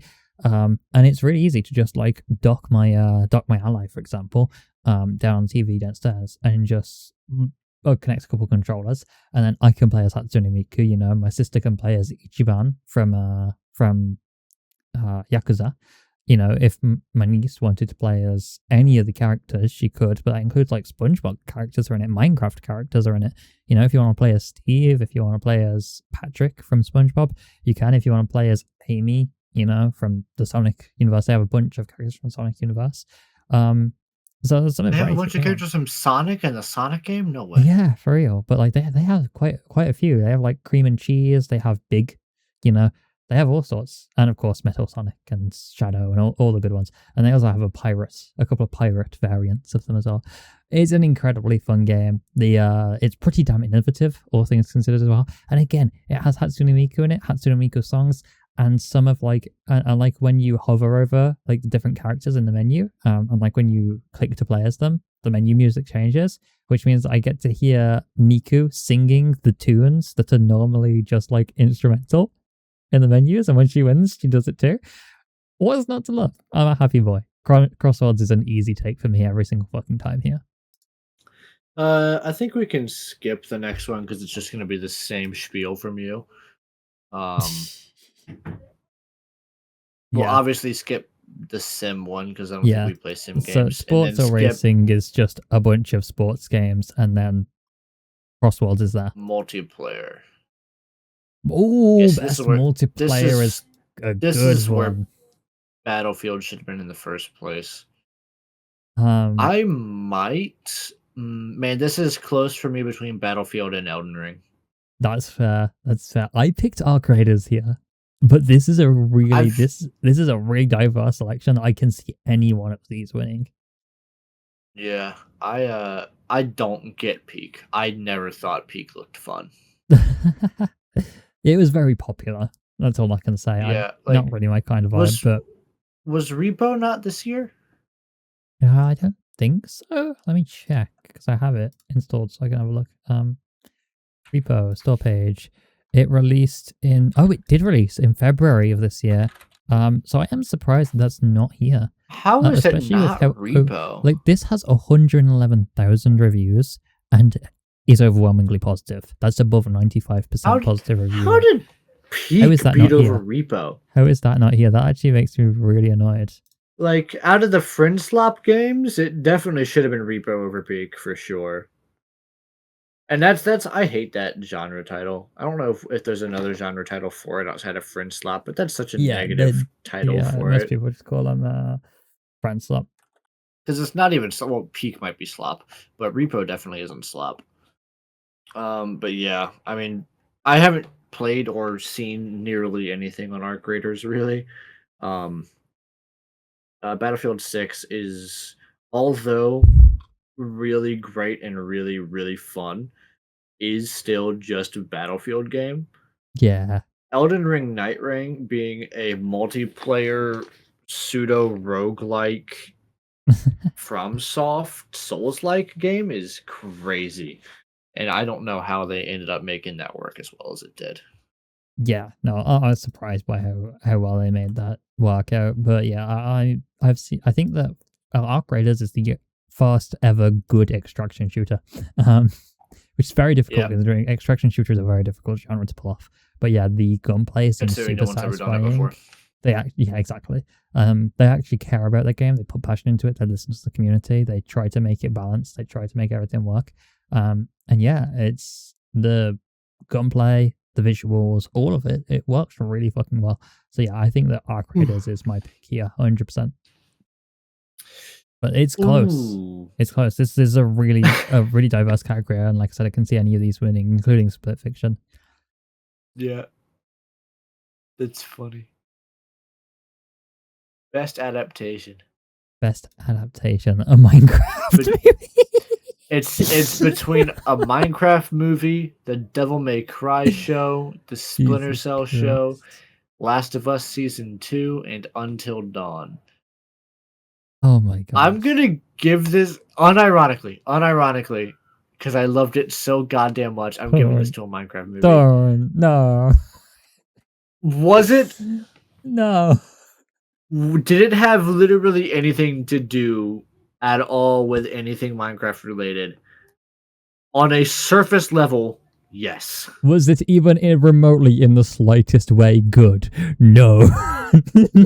I thought it was funny. I think it's like watching The Room.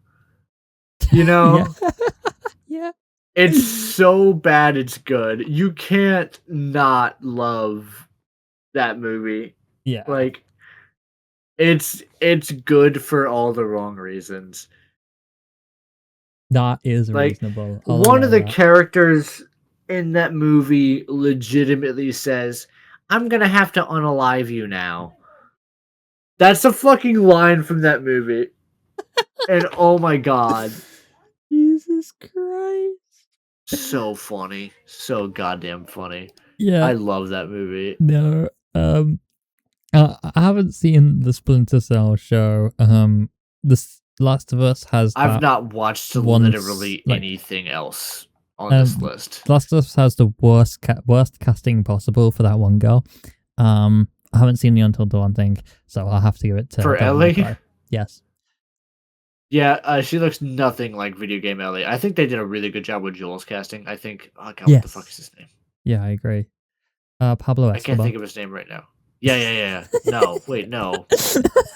No. I was just assuming you'd be telling me the right name.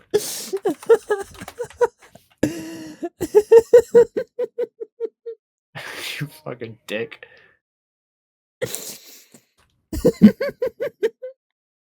Pedro Pascal, you fuck. I heard the P and I was like, I know it starts with a P. I was like, oh, he's gonna say the right. No. I should have waited to listen to you. Not Pablo Escobar, you fuck. Oh my god. He did a good job as Mr. Fantastic this year too. Oh, I wouldn't know. I actually really liked that movie. It's the first good MCU movie in a while. Not as good as Superman, but still good. Did I just hear you say that? What? The first good MCU movie in a while, not as good as Superman. I was saying out of this year, it was not as good as Superman, though. I was not comparing them as MCU movies. I was comparing them as superhero movies. I know that Superman is DC. On the topic of superhero movies, actually, I watched Thunderbirds yesterday. Thunderbolts? Thunderbolts, yeah. Same thing. Whatever. I've heard it's really good. I've still not watched it. Very fucking funny. I really enjoyed it. I found it fucking hilarious. It's as if you had a Suicide Squad in the MCU, but like not that kind of vibe, and also doesn't have Jared Leto in it, so it's automatically good. Yeah, I think that Superman might be it's the single best like comic book adaptation we've ever gotten. Period. I definitely need to watch it because I've heard so many good things about it. It's so good. It is so the first. Like, you want to know how accurate this is to Superman as a character? Fun. After he starts out and he says like some things, but as soon as he like gets back into full Superman character and he's not like desperate like he is at the very beginning of the movie, and he's like back into being like powered up and he's good to go, the first word that he says is golly. That's fucking Superman, bro. Yeah, that is fucking Superman, bro. I disagree with that in the slightest. It's so good. He saves a squirrel halfway through that movie. That's vibes. Because that's who Superman is. He doesn't care how big or small the life is. He's gonna save it if he can. And people got angry about him saving the squirrel. I'm like, why are you angry about that? What I find very funny about Superman is how many people were basically self-reporting, and I was like, I'm not going to say any names here because it's just getting into politics, but there were a lot of people who are like, this is terrible because it portrays like Superman as the good guy and these people as the bad guys, and it's very clearly an allegory for this thing that's going on in the world, and it's obviously wrong because, you know, these guys aren't the bad guys in real life. It's like, are you sure? Have you thought to maybe analyze it a little bit more and realize that if it's calling you the bad guy, it's because you probably are the bad guy? If you're self-identifying with the bad guy, there's a problem here. That being said, the next category, if you don't mind moving on. Oh shit. Is yeah. I forgot about that one. Yeah. We've got most anticipated game. Yeah. The options are 007 First Light, which I had completely forgotten about. Yeah, GTA 6.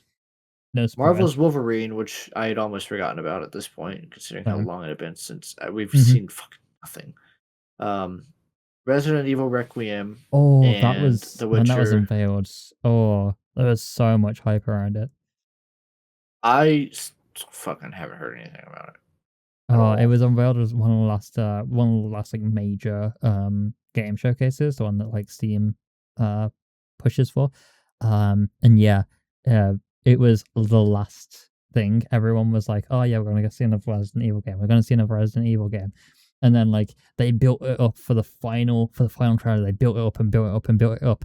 And then it was just this random girl in this office. And it's like police office. And it was so incredibly slow. And everyone was like, what the fuck is this dog shit? And then you slowly realize that, oh fuck, it is Resident Evil. It is what everyone wanted this entire time. And I knew it right from the start exactly what the fuck they were doing. I knew that they were gonna fucking do this shit. The second I saw how slow it was, I was just so happy. I was sitting there in cool with a bunch of people watching it together, and I was just sitting there smugly just waiting for them to start the title drop. Yeah, because when you saw the Raccoon City logo, that's when everyone started fucking hyping that shit and yelling and being super excited over it. Brilliant. Did they my brain stopped working for a second. Was it as hype as the God of War 4 announcement? I think I'll fucking know.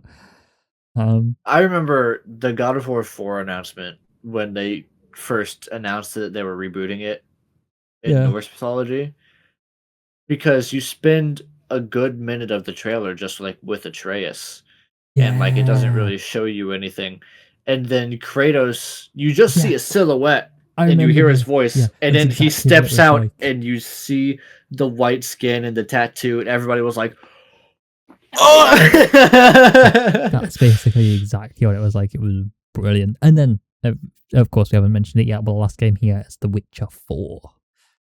Yes. I think this one has to go to GTA 6. Most anticipated game, probably of all time. Easily. Literally, yeah. There's nothing more to say Yeah. on that topic, especially since we're getting more and more news about it each fucking week about like the different things that are gonna be in the game and stuff. Yeah, and I knew there was no way in hell that game was coming out this year. Like, people that I work with and some other people that I play games with, they were like, "Dude, I can't believe they delayed it again." And I'm like, "You're really surprised by it?" Literally. Like, I knew that this I wouldn't be surprised if it got delayed to late 2027. Yeah, like, no, I wouldn't be surprised in the slightest. Next topic is content creator of the year. I'm not even gonna, Charlie. Moist, yeah. no. He's right there. He's right there. Moist Critical is right there. Okay. There's these other fucks. I don't give a shit. Moist Critical is right there in front of your face. But I'm a weeb. I don't care about esports games. Don't care about esports athletes. Yeah. Don't care about esports teams. All right, let's get back to Game of the Year then. The last one, Game of the Year, recognizing a game that delivers the absolute best experience across all creative and technical fields. Big dog! The Kingdom Come had 2 nominees! The options are Clair Obscur Expedition 33, Death Stranding 2, Donkey Kong Bonanza, Hades 2, Hollow Knight Silksong, and Kingdom Come Deliverance 2. There is no Ghost of Yotei on this list. My man, Kingdom Come had... Hold on. Literally 2 other fucking things that it was in. 2 other nominations, and that was it. Hold on, I'm double checking. That is wild. This motherfucking game had 2 fucking nominees. Or nominations. And that's it. Just 2. 2! Dude, Yotei had like 6! Like, okay, look, I'm not usually the kind to complain about stuff like this. Like, I don't care. It's the Video Game Awards. I don't even know what the fuck Kingdom Come is about, dude. What the fuck is this game? That's right. Like Clair Obscur was massive. Completely understand that being here. Death Stranding 2 is the new Kojima game. It makes sense it's gonna be here. Donkey Kong Bonanza was really fun. Hades 2, revolutionary. Hollow Knight Silksong, one of the most anticipated games of the last few years. So much so that it crashed every single platform. Every single retailer platform when it launched. Yeah. And then there's Kingdom Come. Who the fuck is Kingdom Come Deliverance? Who the fuck is that? This just reminds me of Brad. Who the fuck is Brad? From War Horse Studios. You are a war whore. Fuck goddamn, bro. Brilliant. Now, Game of the Year. We all know that Evan is somehow going to find a way to pick Yotei, even though it's not on this list. But out of the games that are here, Evan, what do you pick? Out of what's here, shit, man. Even the games that I would pick as a number 2 aren't here. Fuck. Yeah, man, I would have. Shit, man. I don't fucking know. I didn't care for Death Stranding 2. I didn't play Clair Obscur. I only played a little bit of Donkey Kong. I've watched a bit of Hades 2. I can't even attempt to play Silksong. Kingdom Come Deliverance needs to fucking be delivered to the afterlife. Fucking. I guess out of what I have here, I would probably go with Hades 2. Mm-hmm. But my actual pick would be Yotei or Wilds or Blueprints or like several other games that came out. That Repo, fuck, man. Repo 100%. My picks on this list are going to be Repo and Sonic Crossworlds. But they're not here, obviously. But And to be fair, Clover Pit was fucking goated as well. Clover Pit deserves a lot of credit for it. What about Diablo 4? Fuck off. Man, how the fuck did Yote not get in that? Yeah, I have no fucking clue, man. I have no clue because Yote 100% should have been here. Whether you think it should be voted for or not, you definitely deserved to be a nominee. 100% here. But yeah, I've voted for Silk Song. I have no idea how it's not here. That is comical. What an interesting note to round off the episode on. I didn't even look at the Game of the Year nominations because I expected Yote to be here. Genuinely expected Yote to be here.